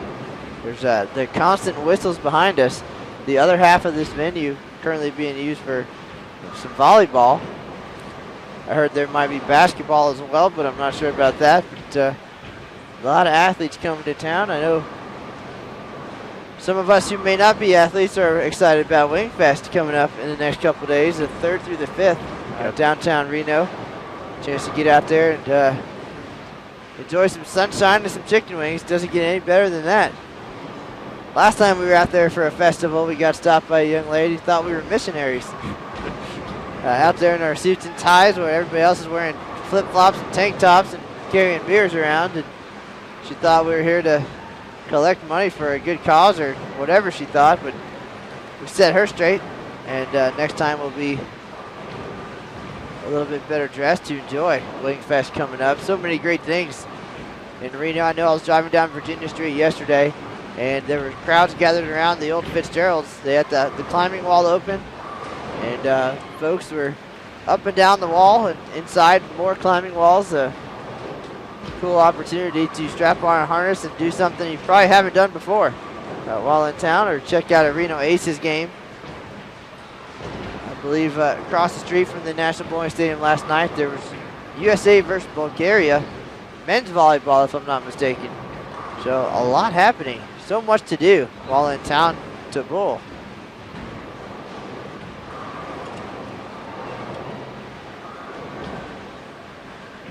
These ladies in front of us aren't thinking about Wingfest right now, though. They're thinking about a title. Not messing around here in the 8th frame either. Well, I'd be glad to celebrate their title at Wingfest. How about that? How about that?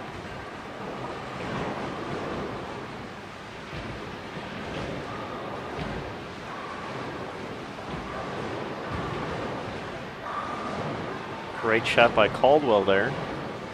Her second double of game 2. Every time I log into Facebook, it seems like Brianna is winning something. It's because she's really, really good at bowling. Well, I know the landscape changed a little bit, of course, being NCAA. Not a lot of opportunities outside of college to compete because of rules and such, but now that she's out, seems to be everywhere and finding lots of success. Always nice to read through and see how well everybody's doing. The fact that there are so many events regionally to keep them active and competitive, and then give them a chance to come out here and be sharp to throw great shots like that, Missy Parkin. So 5 for 5 for Parkin and crew in the 8th frame. A nice foundation being laid.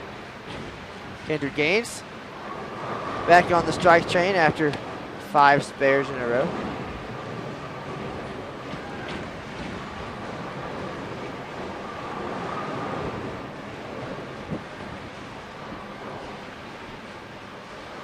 Each team only has 3 opens so far through 8 frames. I believe that was the number we saw for the team on the top of your scoreboard. High Five Gear strikes out Diabetes number 2. And if Jodi could get that 10-pin out today, we'd be looking at 2,300 again, I think. If that thing just does not want to cooperate for her at all. It's been pesky. Stubborn, if you will.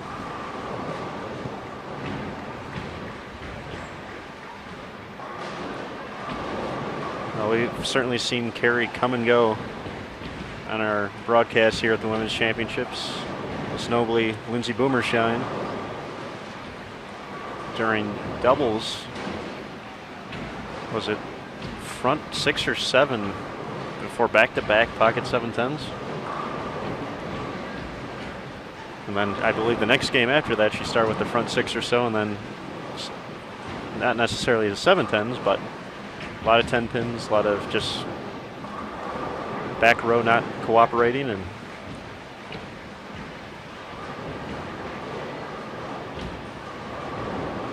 well, Aaron, Brian Hatcher has pointed out about the possibility of it being a little bit warm outside here in Reno. I believe he said 1,000 degrees. Certainly it does at times feel like that, but remember, Brian, we actually haven't seen much sunshine since February, so we'll gladly take the chance to get outside. Some warm days and very nice nights here, so we plan to take advantage of what we can in our last few days here in town. And I guess the plus side there is that you just put the wings right on the sidewalk, and you're ready to go. So they're already cooked. That's it. Looking forward to it. But yeah, we've certainly spent a whole lot of time inside the National Bowling Stadium. Some great moments this year, and of course the back and forth over here at the Reno-Sparks Convention Center. A couple of late nights and early phone calls. I remember getting a call not too long ago when Rocio Restrepo rolled the first 300 game of this year's event. Actually, the only 300 game of the 2013 tournament. She bowled all 9 games in a row and managed to find her way to the top of the scratch all event standings. Unofficially, of course, 2274. But we certainly know if there was a bigger score shot. But that was certainly a fantastic day for her. Found her way into the record books, and she too is waiting for the good news. And doubles and singles, and of course all events will wrap up tomorrow. And of course, Rocio came to town preparing to bowl the Open Championships and took advantage of the Women's Championships being just down the street. Found a team to sub with. Found some ladies looking for a doubles partner. Joined up all 9 games. 2274 in the books. Literally in the record books. Yep. Her name's there in my handwriting. Twice. Samantha Williams setting up the 10th, or setting up the 9th frame here. Still has 250s out there after 244 in game 1.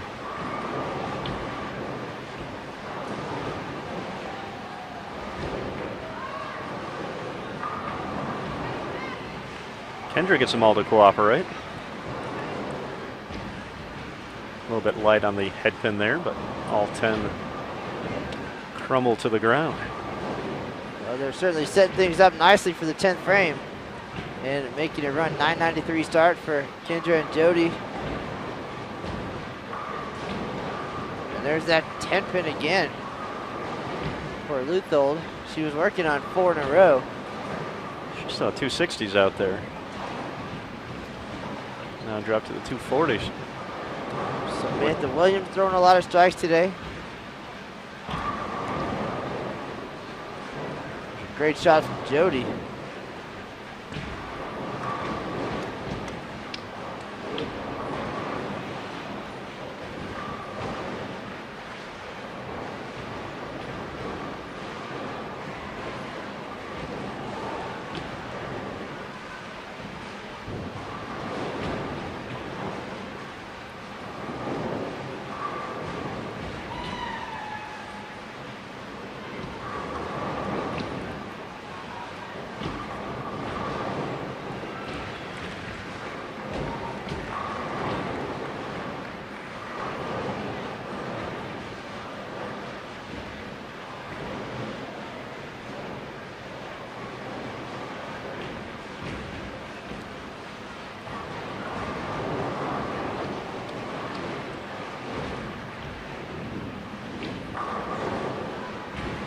Another 10 pin.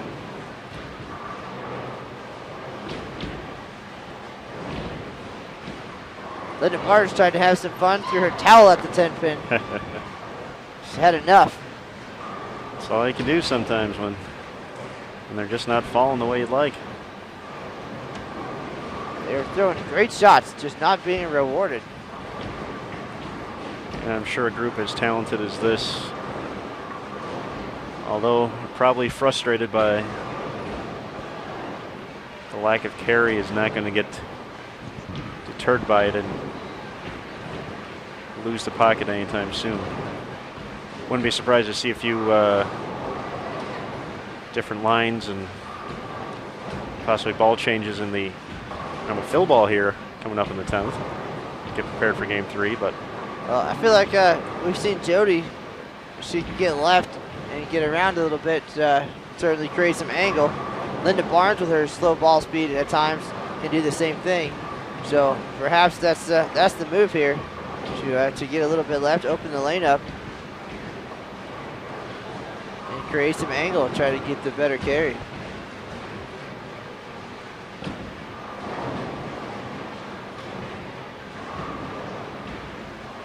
Parking up on the right, looking for a double. Very nice shot there.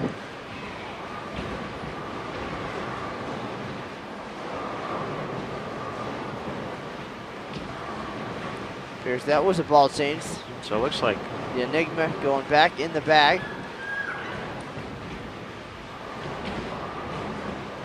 oh, the 4-9 trips out for Linda. She says, thank you, about time.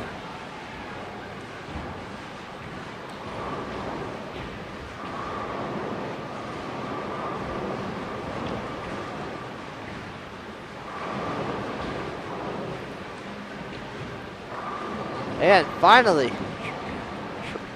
Tracy's on the board with a strike. on the board. First strike of game 2. It's got to be a big relief there.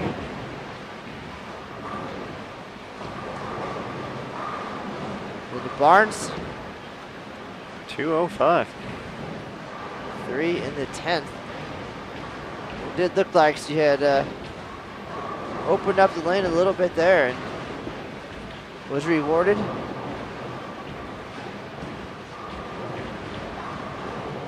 Samantha Williams having no problem striking today. Started the day with 244. She's working on a 3-bagger. See if she can continue that momentum into the 10th frame for a big finish.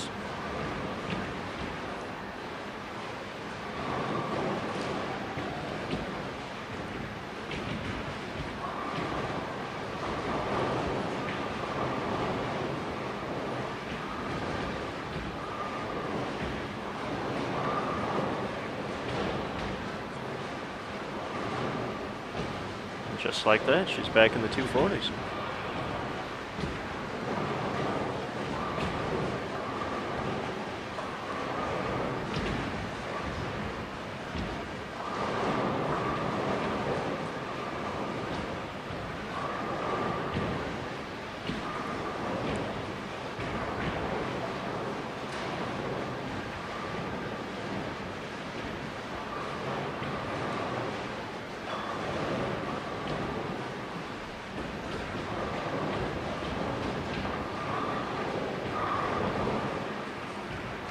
She'll take him every way she can get him. Not a problem. Looks the same on the scoreboard there.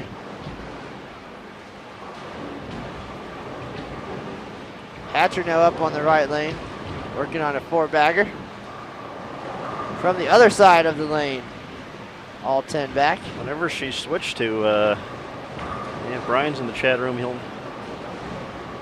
know her arsenal a little bit better than we can see up here, but whatever ball she switched to, that's been fantastic change, 5 in a row.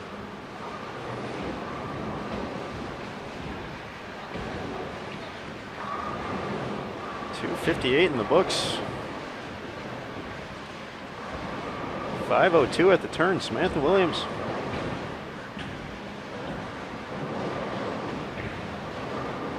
.244, .258, so quite a day so far for Williams. See if Luthold get back on track and finish strong here. Both of her teammates already have struck out in the 10th frame. That is huge. They are on their way to 1100 here in game number 2. 33.57, the number they're chasing. 10.87 start. The slow wheel. Never a doubt on that one.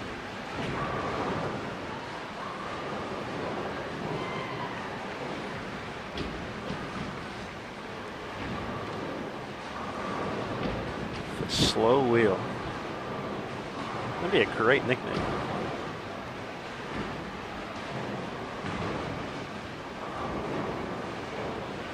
Take it you don't agree with me on that. I've certainly been called worse.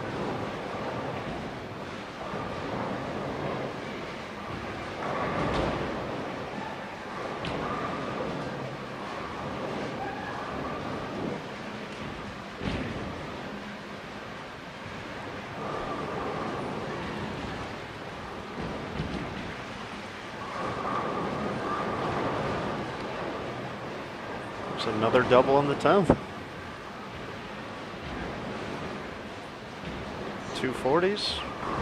Talking over with their teammates. Maybe try something different here. I don't know, sir. After those last two shots, she got that one looked like it was a little bit right, and it still made the move and finished super strong. So I would not change a thing at that point. It almost looked like it was going to finish too hard. I agree.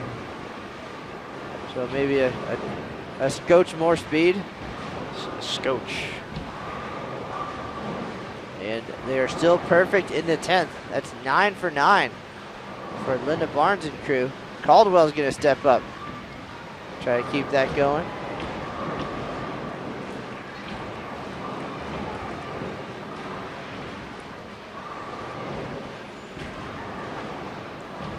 An awful break for Rachel there in the 10th. Pocket 710. Finish with 225. And Aaron, Mr. Hatcher says it looks like the Roto-Grip Dark Star. There we go. So that ball helped her to a strong finish. Caldwell, 10 for 10. You know, we've talked about it a few times just throughout the course of both events and watching the scoreboards and saying, well, if a team gets all 15 in the 10th. I don't think we've seen it yet, but this might be the closest we've gotten so far. Well, I'll tell you what, just the way that these pins are falling, and they certainly saved them all for the 10th frame. But if anybody's around, Zoe Biondo and crew, might be time to turn on Bull.com and see what happens. This team's certainly going to make a run at it here. They're going to be in the 1100s before Missy steps up. All right, I'm going to guess they're going to be in the 1100s. Brianna could get less than 8. So 1160s, 1162 still out there. It's a 4-bagger for Kendra Gaines. Nice game for her here, game 2. So I have a feeling a lot of attention out there in Women's Championships land on lane 19 right now. Caldwell gets 8. The run ends. But wow, that's a lot of strikes in the 10th frame. That's how you finish a game. Everybody has at least doubled so far. They're at 1100. Parkin's going to step up, working on 2 in a row of her own.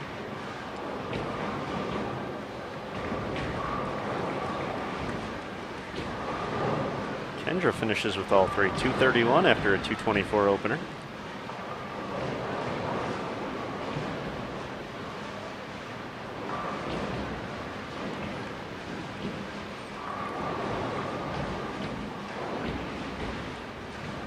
So, by my math, 1160, 1084 still out there for the top and bottom of the scoreboard.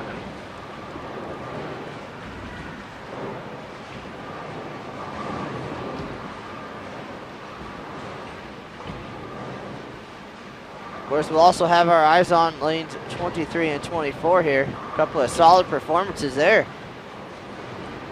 Snakes on the lane, 1 and 2.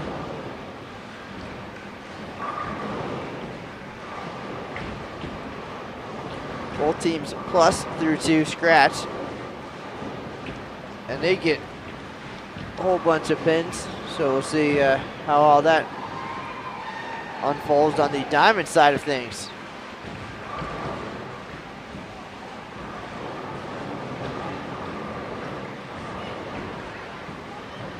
Get the trusty calculator out here shortly. Let you know what I'll get it out eventually. We'll let you know what we're looking at here. Both 19 and 20 and 23 and 4.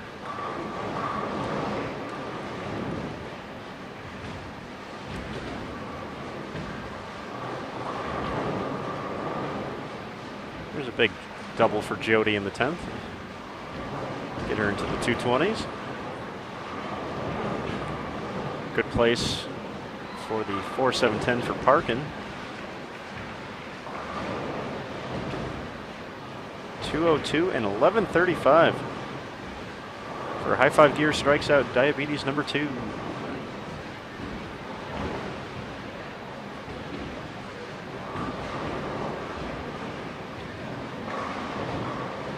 All right, so we're going to head into game 3. We'll take a quick station identification, and we'll be back for the finale. 22-22, and the lead within reach here for Linda Barnes and company. We'll see. Stay tuned.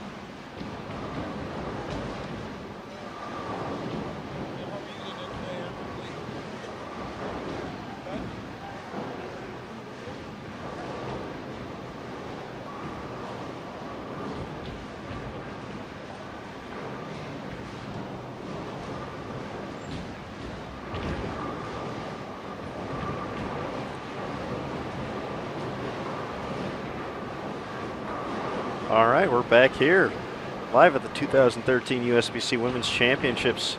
Just starting off at game number 3. You're watching High Five Gear Strikes Out Diabetes number 1 and 2 make their runs with the Scratch Team Championship title. And doing the math and look at the numbers. Team on the top, High Five Gear Strikes Out Diabetes number 2, featuring USBC Hall of Famer Linda Barnes and a Team USA member Missy Parkin. Need to shoot exactly what they shot last game to reach the number.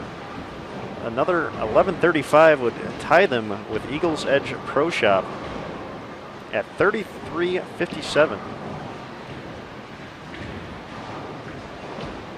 to unofficially take the lead, and with this being the last team squad, it'll be some not too long of a wait.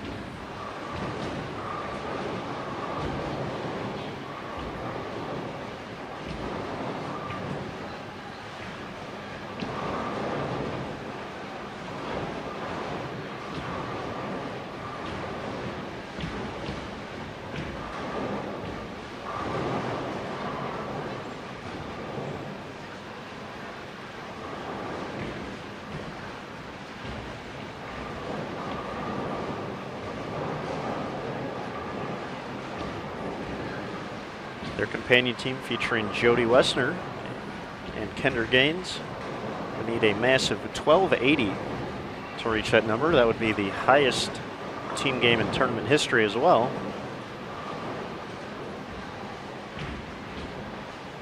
So we'll need to see a lot of strikes out there. Samantha Williams, who just left an 8-pin on lane 20, is leading the way right now. 5:02 after 2 games.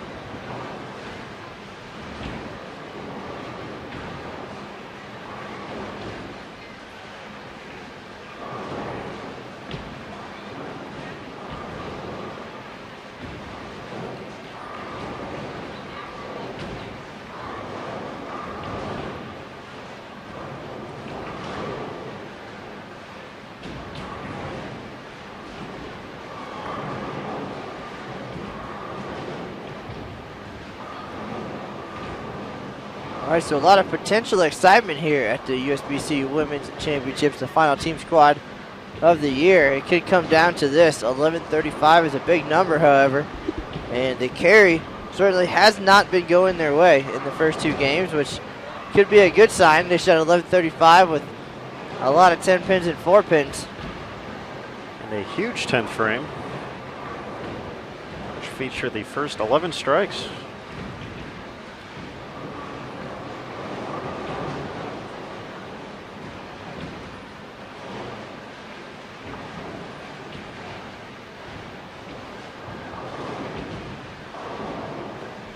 Two pairs to our right. Snakes on the lane, 1 and 2.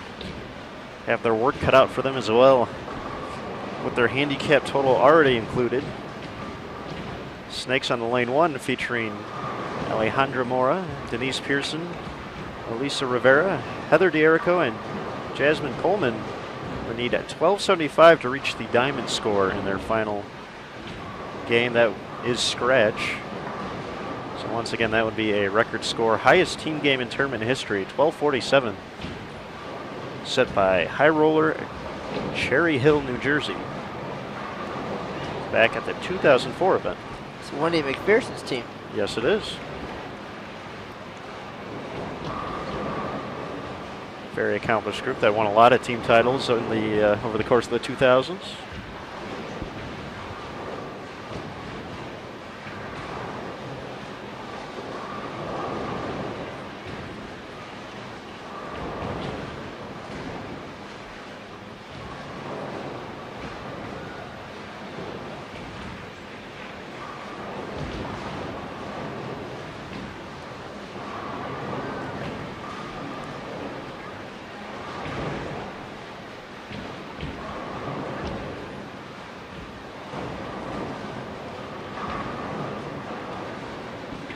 A great shot by Jodi there. Jodi has 421 at the turn. Definitely seems like a lot more for a few of these ladies out here. Just been all over the pocket. Whether it's the 4-pin or the 10-pin, that just has not been cooperating. There's a strike for Tracy. Bouncing back after an early open here.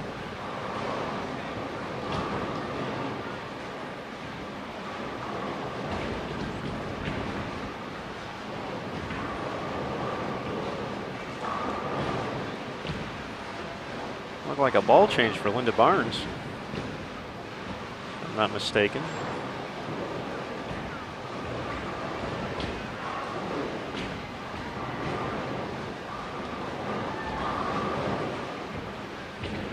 That is a Columbia wicket encounter she just went to.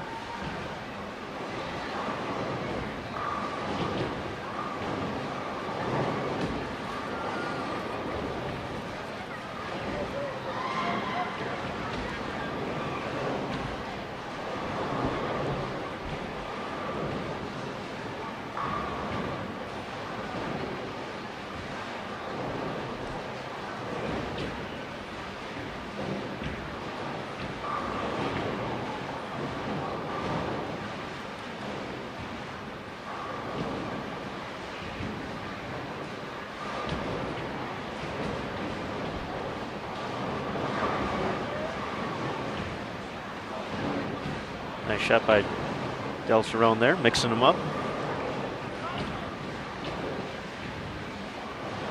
3 for 3 in the third frame for High Five Gear, strikes out diabetes #1. I'm getting better at saying that, man. Well, if they keep striking, you're going to be saying it a whole lot between now and next year. That's right.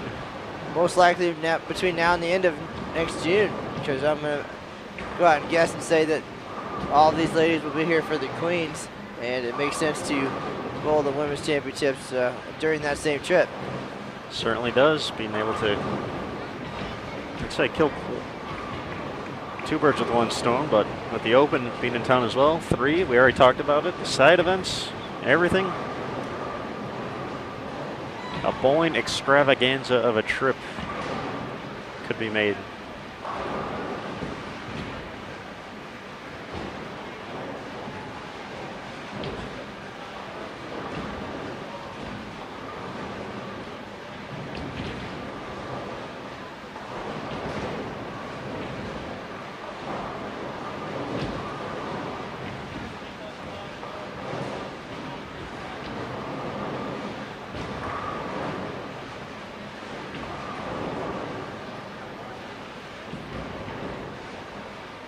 Jodi has some issues with the approach there, it looked like, but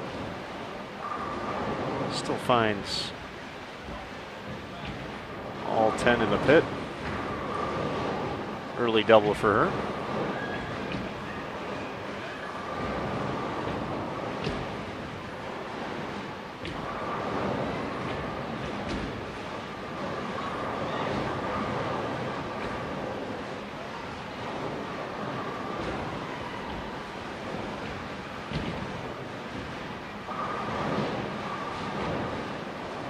Hole gets the ball to face up at the pocket just at the right time, going around the pattern.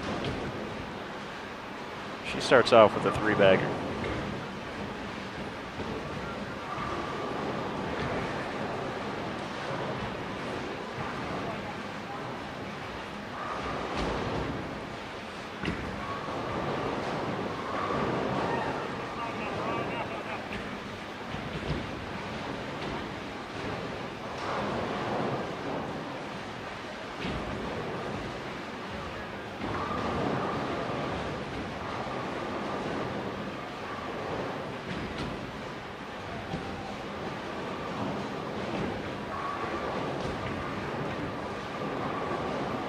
So there's a question in the chat room about how many balls are allowed out there on the lanes. And the players can have 8 bowling balls out there with them. And obviously, there's no rule to how many can be on the rack, but you want to be respectful of the other 9 people.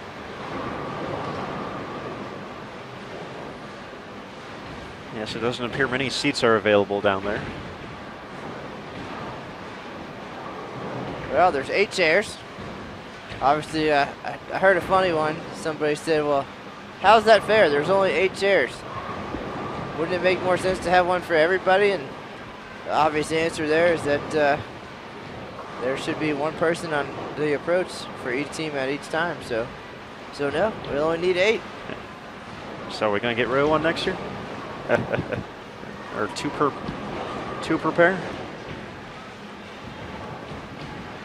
Funny guy, Mr. Smith. That's But what I'm very here for. true. Most of them, the players here, they're up and about, talking, having a beverage or two, and they have plenty of time to sit on the airplane. So they're here to have a good time. And most of the chairs are used for bowling balls at this point, especially on this pair.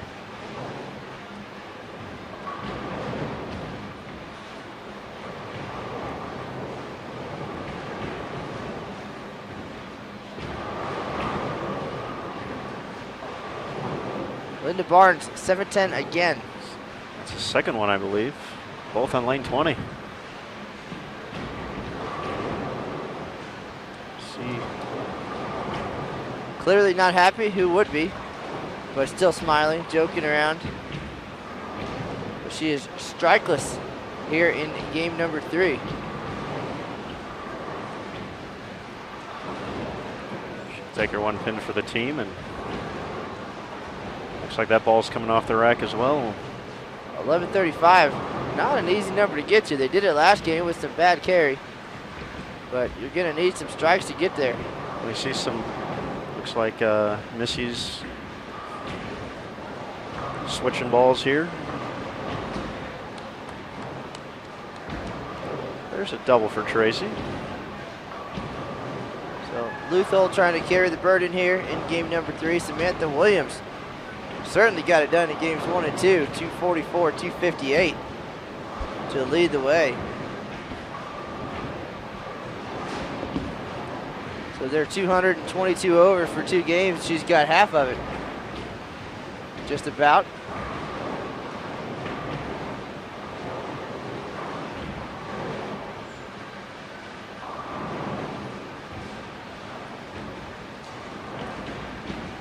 She's getting ready to step up on lane 20.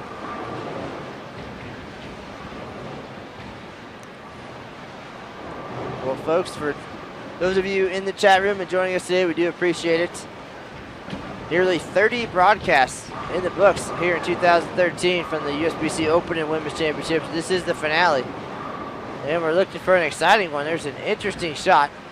Not sure if she dropped it or it hit her leg, but It looked like she had some, I don't know if she stuck or fell off her shot a little bit, but definitely it's not the usual finishing position. well, strike's the strike. But It's up on the board. I always say balance is overrated. And that explains my score at the Open Championships this year. So. Well, here's Luthol looking for 4 in a row here in game number 3. See how I transitioned there, Aaron? I didn't talk about your score at the Open Championships at all. That's sweet of you, Matt. Great shot there, 4 in a row.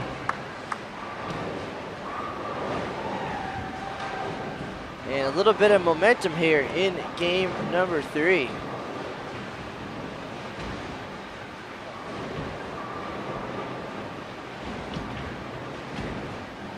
Once again, 11:35 to tie, 11:36. Take over the lead unofficially in scratch team.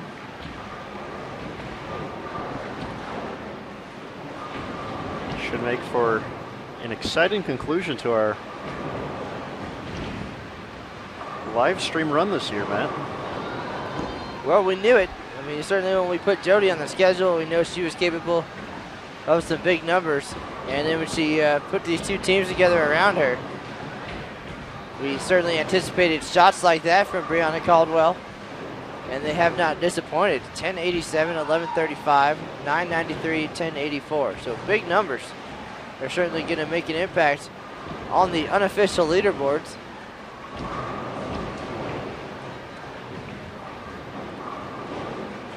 Front four for Kendra. So this is everything I was hoping for and more when we put this on the schedule. Going out with a bang in Reno.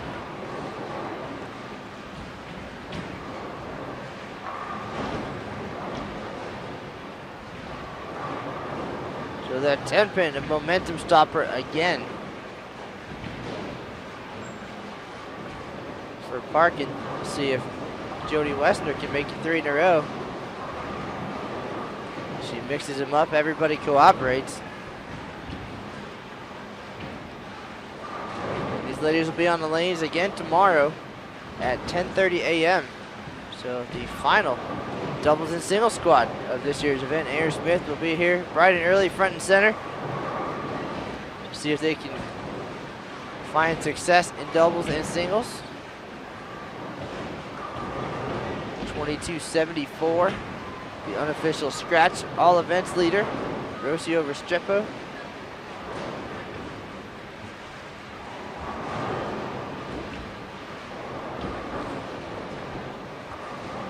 All right, looks like, let's see what Linda Barnes switched to here. Looks like one of the balls she was throwing earlier. That might be one of their newest releases, Matt. I'm not 100% sure.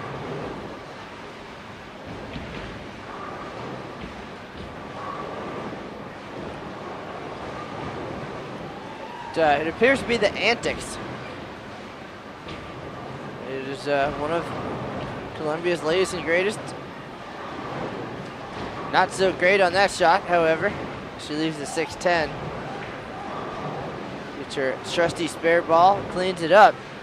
But still, through 5, no strikes for the Hall of Famer.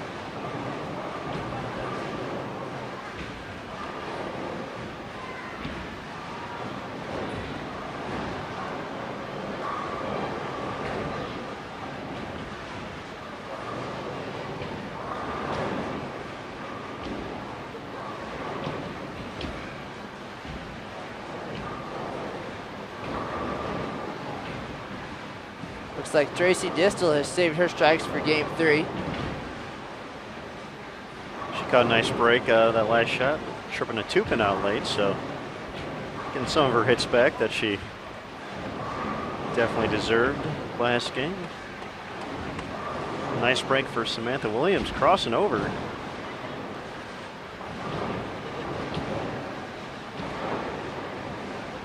For the Brooklyn double.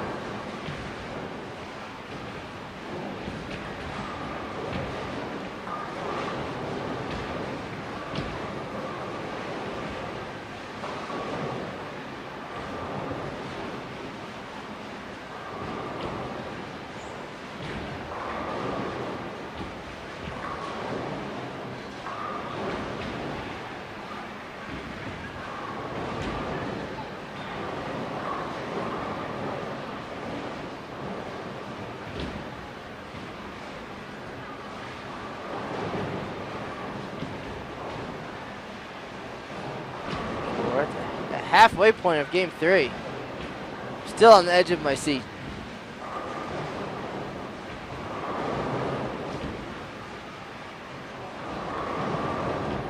And the slow wheel rolls right past the 9-pin there for Luthold. She had the front 4. We saw her in the 10th frame last game.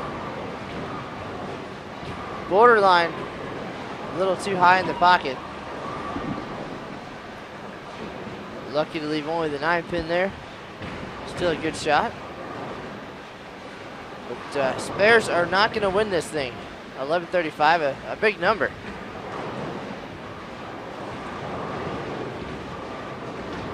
Certainly still out there, though.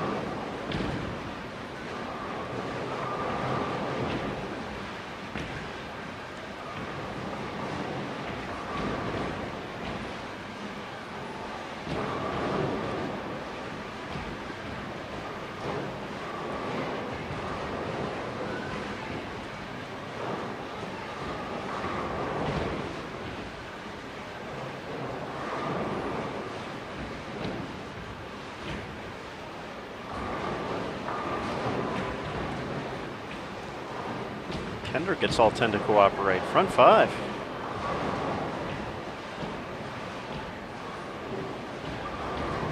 Kendrick's husband, John Gaines, already in the headlines this year, helping his team to the highest score in Open Championships history.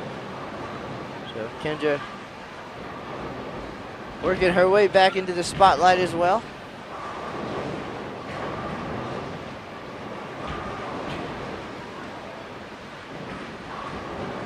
She's been there many, many times. Nice of her to let John have a chance. Just a little bit.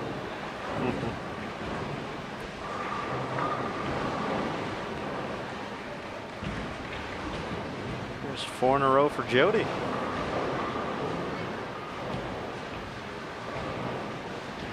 Finally having everything align here in game number 3.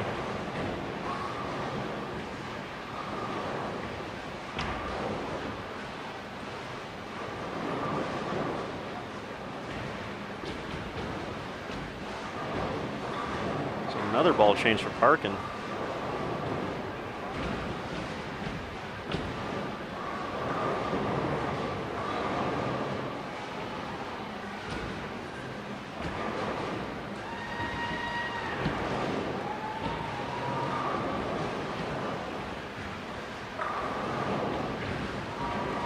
Barnes on the board with a strike here in game number 3.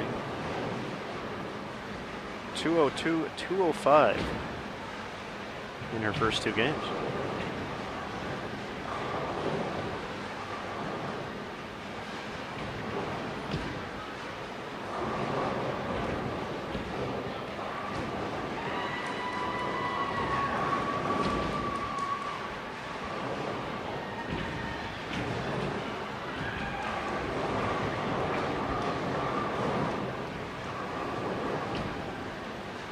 Tough break for Parkin. They're not getting the 4-pin out.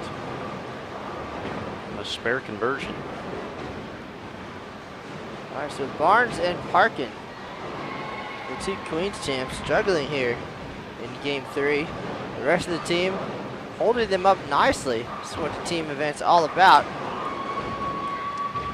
There's a 10-pin for Williams, as I said that. Way to go, Matt.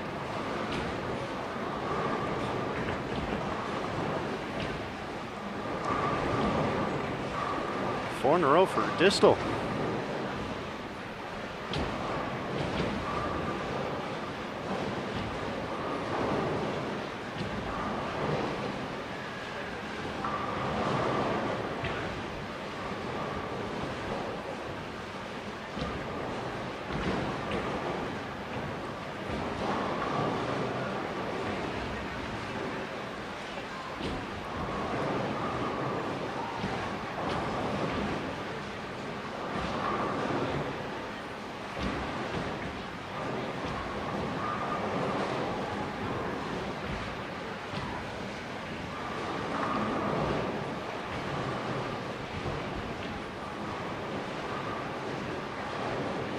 Hatcher with a strike. Makes it 2 in a row in the 6th frame for her team. Luthol trying to get back on track after a 9-pin.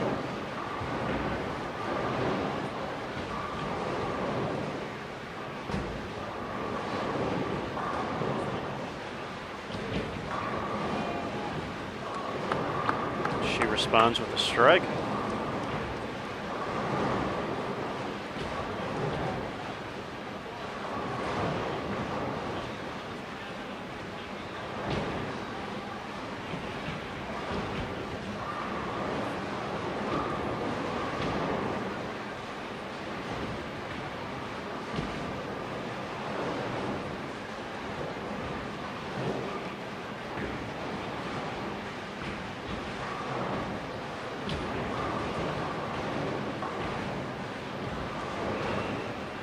Linda and Tracy getting in on the fun on lane 22.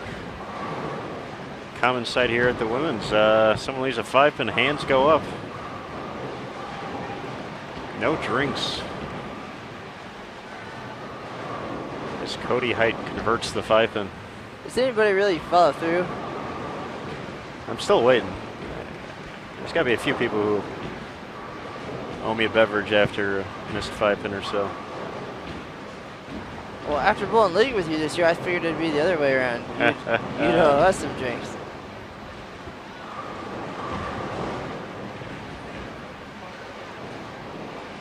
I'm happy to say I was the only member of my group at the Open this year not to whiff a 5-pin. Is that a thing to be proud of? Probably not.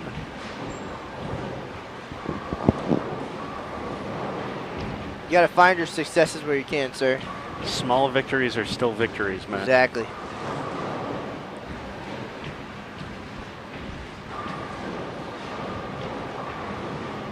Gaines, front 6.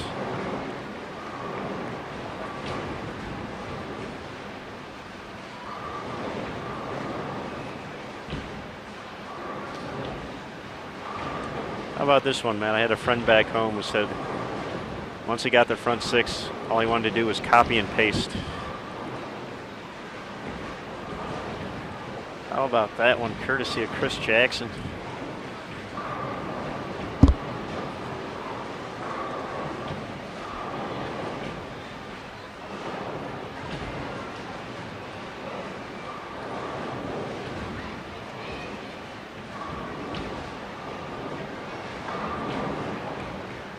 There's a 5-bagger for Jodi.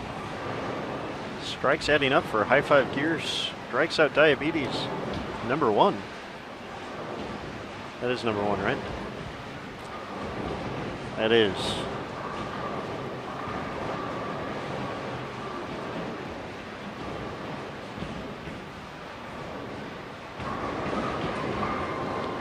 I think the big question we're looking at now is, can Linda Barnes and Missy Parkin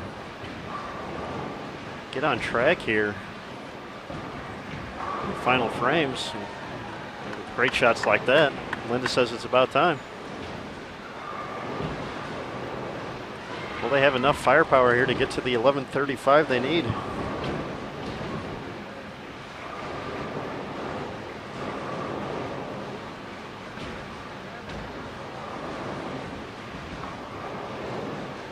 Williams, Luthold, and Caldwell have provided enough strikes up there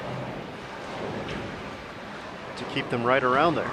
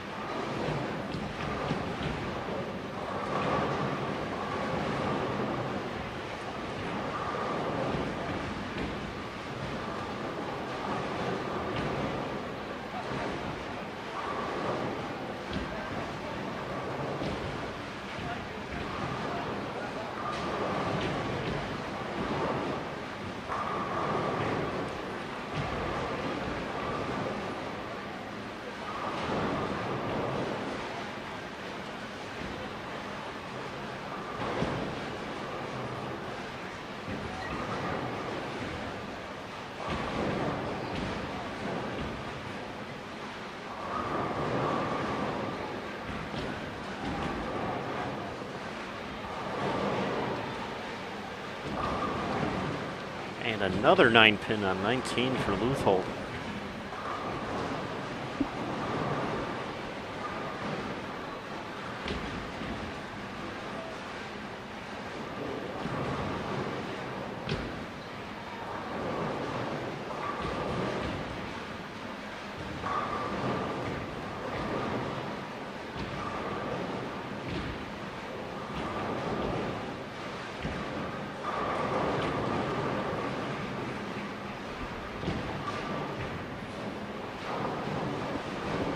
She'll convert the 9-pin. As all eyes turn to lane 20. Kendra Gaines, front 6.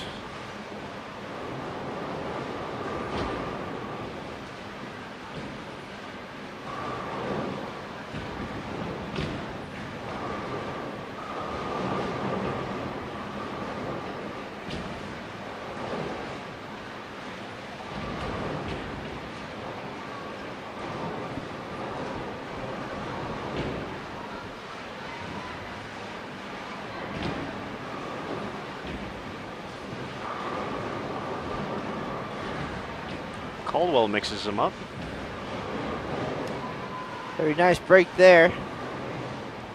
Good shot. Still having fun. Kendra Gaines, 7-pin, not a problem, but her streak now ended.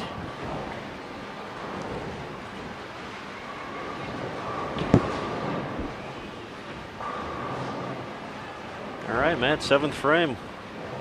Missy Parkins stepping up. What are you thinking? I think these young ladies need to find a way to strike. They need another 10th frame like they had in game number 2 for sure. Got Parkin and Barnes, just 3 strikes between them through 7 frames. Light mixer there. So good for the confidence, but might not want to throw that shot again in the 9th frame. Maybe she does. It seems it's the one thing that worked so far this game, so sometimes maybe you have to play them a little differently.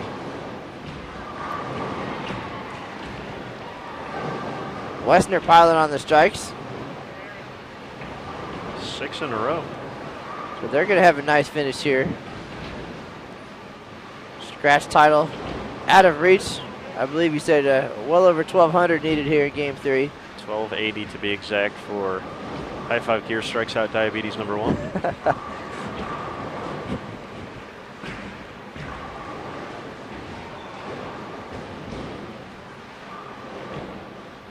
All right, Linda Barnes gonna make it 3 in a row.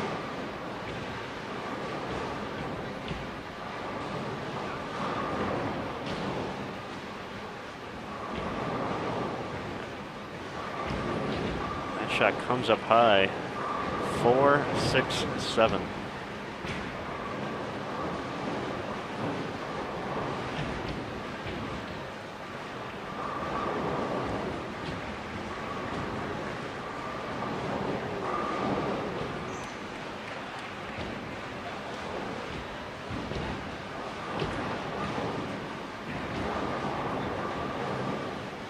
Only gets 1 on the spare attempt there.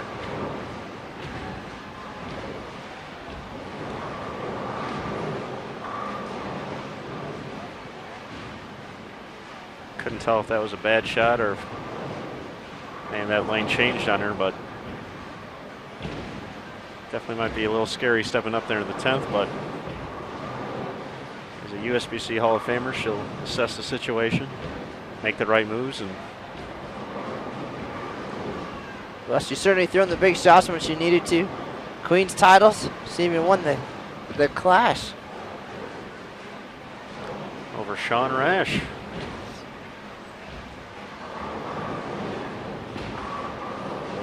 Williams cannot get the 7 out.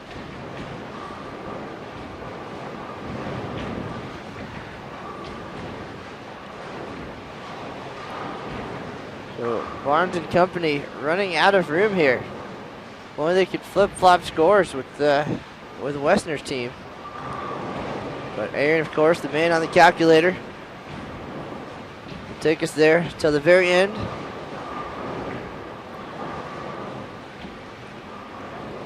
Time is flying.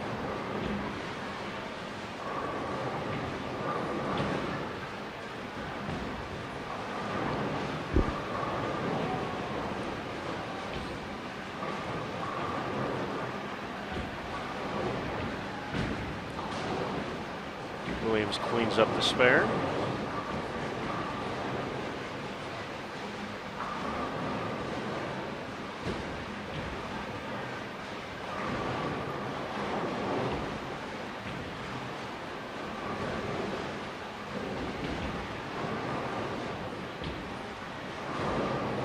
A lot of great moments at the Women's Championships this year. We'll have a recap of that for you in the coming days as we get ready to turn off the lights here at the Reno-Sparks Convention Center. We'll be back though, 2014. Not that far away. We'll be here before you know it.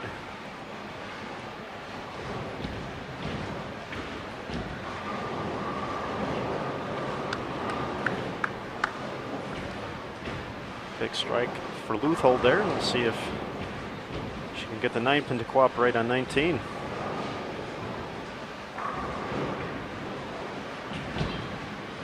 trying to keep the dream alive. Certainly a great run. 2 solid games to start, but that's why it's a 3-game event. We've seen it a number of times. 2 strong games, and then what in the world happened?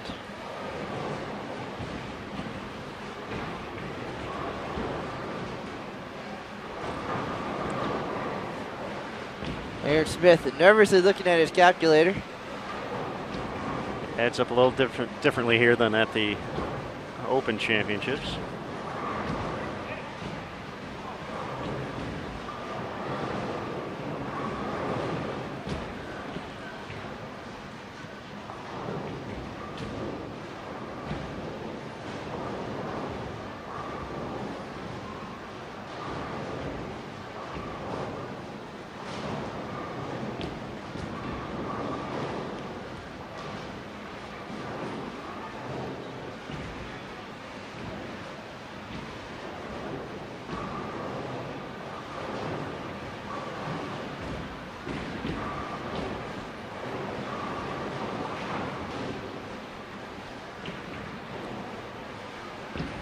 The 9-pin strikes again for High Five Gear strikes out diabetes number 2. That's the 3rd one this game.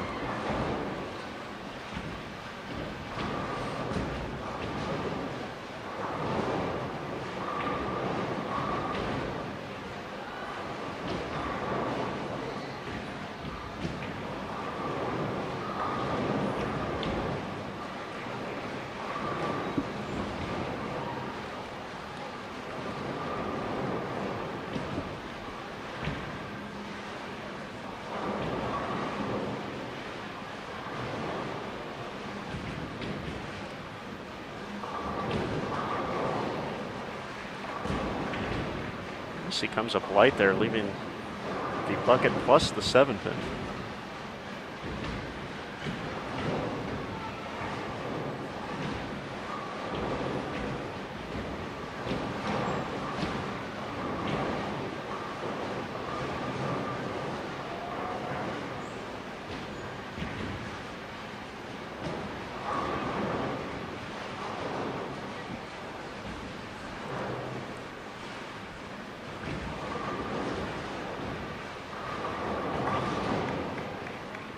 Converts all 5 though. Big spare. Not a fun spare to shoot at this late in the ball game either.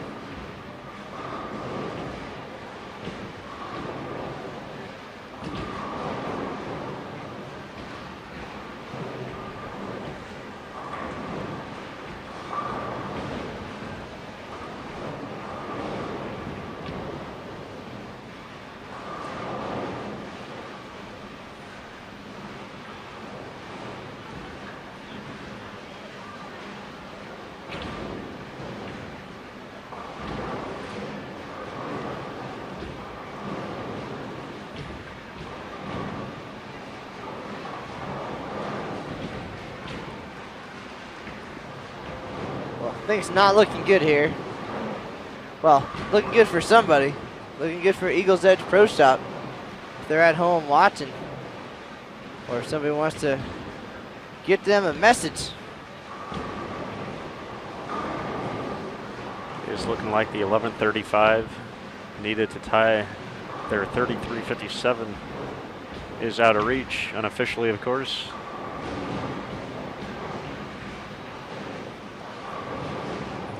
We'll have a better look at the standings after the 9th frame, give you a little bit more accurate rundown here.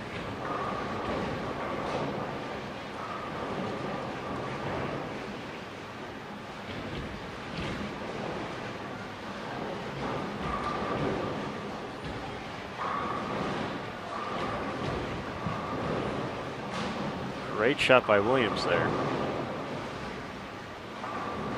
She's going to put up a nice number today.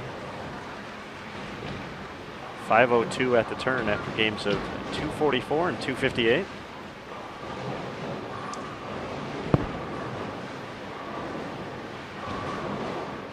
She still has 220s out there.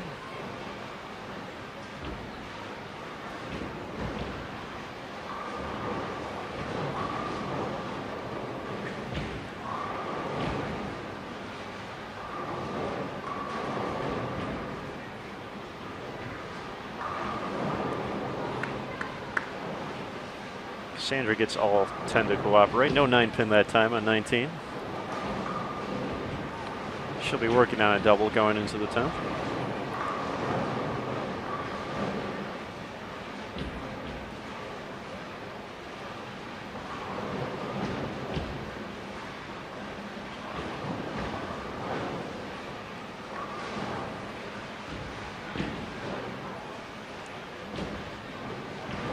You can learn all about this year's Women's Championships on bowl.com. Just find the Women's Championships tournament page.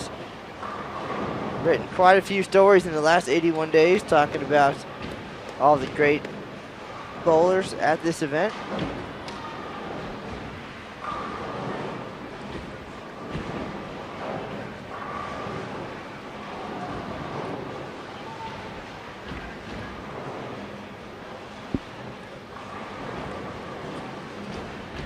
Everybody's got a story to tell, and we're here to tell it. So find all that and more, and scores and such on bowl.com. We'll have the final official standings up in the next couple of weeks after everything is verified and double-checked, triple-checked before the champions are crowned. Looks like Parkin and crew will not see their names on a banner next year. On a team banner at least. She'll be back for doubles and singles competition tomorrow.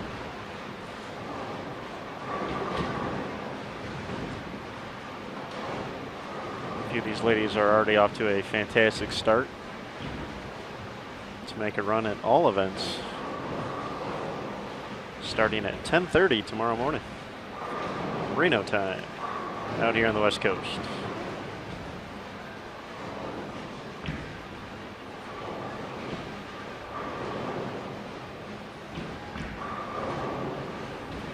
And we are one frame away from the end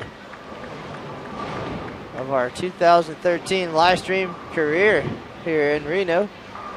Two great events going on, the USBC Open and Women's Championships. We're glad to have brought you almost 30 broadcasts from the two tournaments. And we'll be back in 2014 right here in the biggest little city in the world. Open Championships will be contested at the National Bowling Stadium. The WC will take place here at the RSCC, the Reno-Sparks Convention Center once again.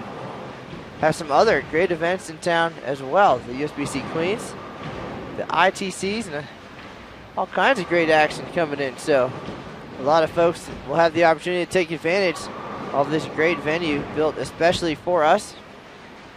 So we're looking forward to that. We'll spend the off season getting ready to come back and bring you the best that we can in 2014. And Matt, as Linda Barnes steps up for her 10th frame here, by my calculations, 33-35 is the number they can get to with all 15 strikes. Adds up a little bit differently here than at the Open, different scoring system. So 33-35, by all accounts, not enough catch the 33-57 by Eagles Edge Pro Shop.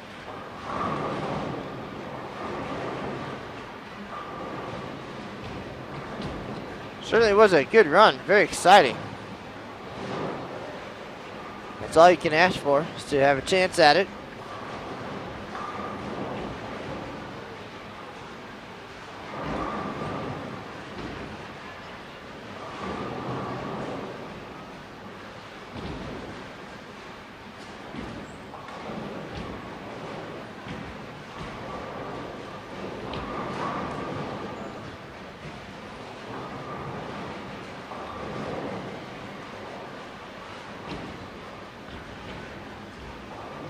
Just looking around the scoreboards here, Matt, I didn't even realize that our 2010 Scratch and Diamond Singles winner, Krishna Howard, bowling this squad as well. How about that? Over on lane 16.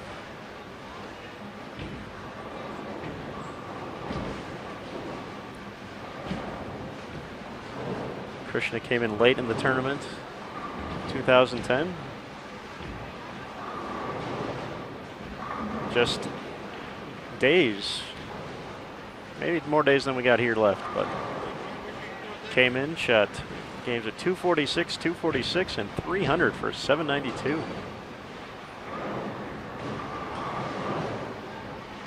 Their handicap was enough to also claim the diamond singles title as well.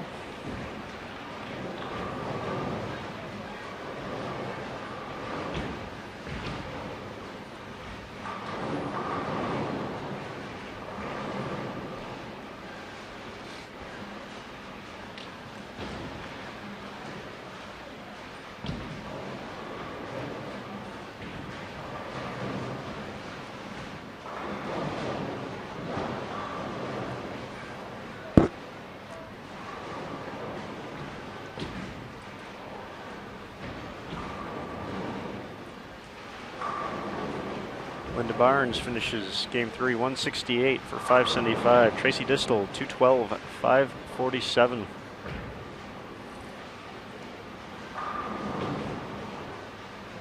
Jessica Hatcher finishes with a 3-bagger.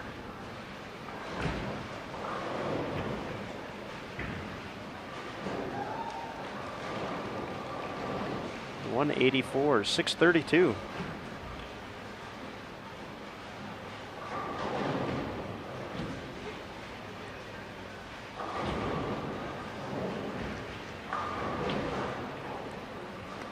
Fantastic set for Samantha Williams, 225, 727.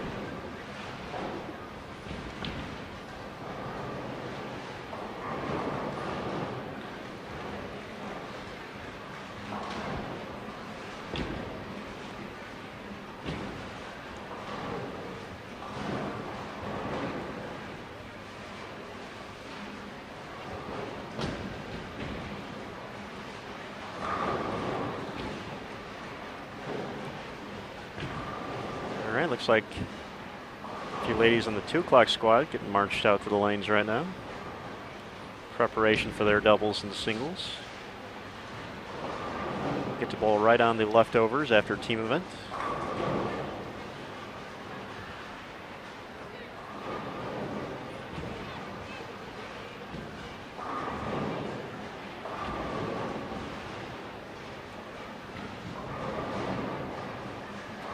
.182 finish for Rachel.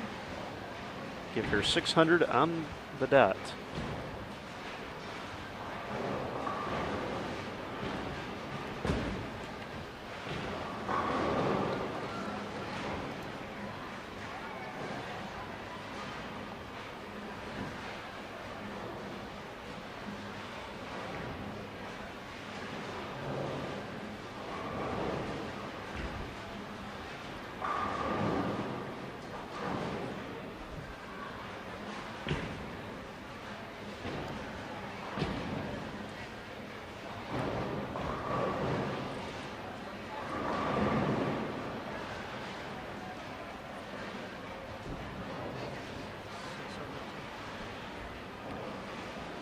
Luthold finishes at 237, 672.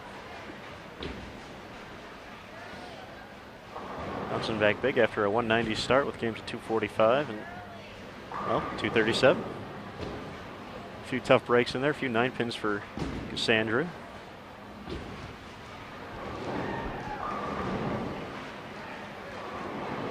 Well, Aaron, as we wind down, just want to say thanks to everybody for joining us today, and thanks for all the kind words throughout the year. We have a lot of fun doing these broadcasts and bringing you the news and information from these events. We certainly try to do our homework and be informative and entertaining at the same time, and sometimes just let the bowling speak for itself. But we've had a great time here in 2013 at the USBC Open and Women's Championships. A lot of great moments, some long, exciting nights for sure. And we'll be glad to be back and do it again in 2014. We'll watch the final few shots here And then we will call it a year here at the USBC Women's Championships. The final team squad of 2013 about to conclude here at the Reno-Sparks Convention Center. Certainly has been fun, Matt. Thank you for the opportunity to let me step in for our good friend. I guess this is our last chance to try to recruit Emil Williams Jr. back for next year. Emil, if you're out there listening, we miss you. Stop on by for a little bit. Certainly would be neat to have the band back together in 2014. Certainly would mean some shorter days and a whole lot more fun. So either way, we survived here in 2013. Hopefully got all of the news out in a timely fashion.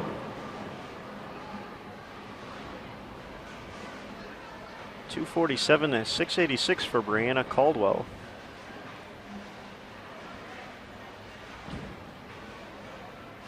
.268. 723 for Kendra Gaines. That's stronger each game. 224, 231, 268. Well, I already told John earlier in the broadcast, I think we have the better Gaines on the broadcast today. She certainly threw a lot of strikes there, and John watching at home. So perhaps John will talk next week. Kendra will be back on the lanes tomorrow at 10:30 Reno time, Pacific, to try to make the run at all events. 22:74 is a big number. She has a good head start.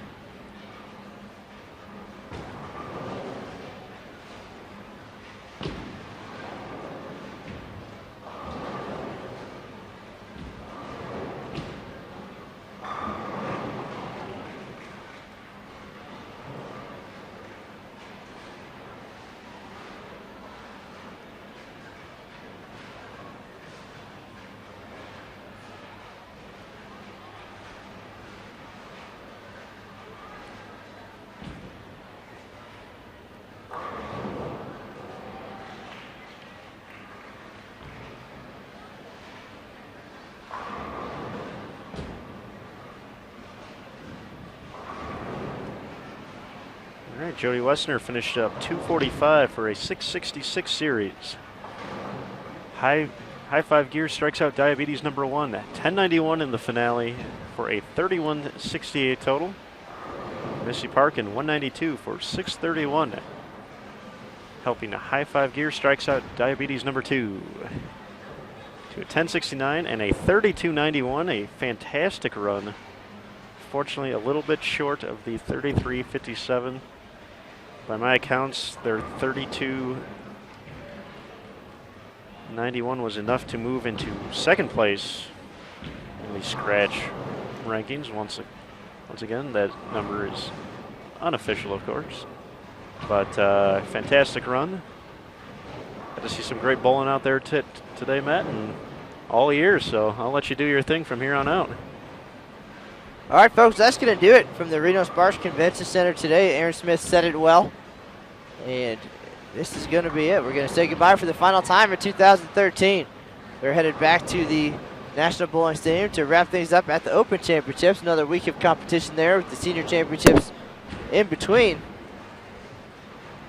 So, looking forward to an exciting finish over there as well. Check bowl.com for the final team standings and more here at the Women's Championships as they get things verified and checked out. The final doubles and single squads on the lanes tomorrow, and then we'll shut the lights off and take off. And it seems like we just got here, but we're headed out of town. We'll be back in Reno next year, and we look forward to another great time. So from the Reno-Sparks Convention Center, Matt Canizaro and Aaron Smith, that's the news for now. We'll see you on the lanes.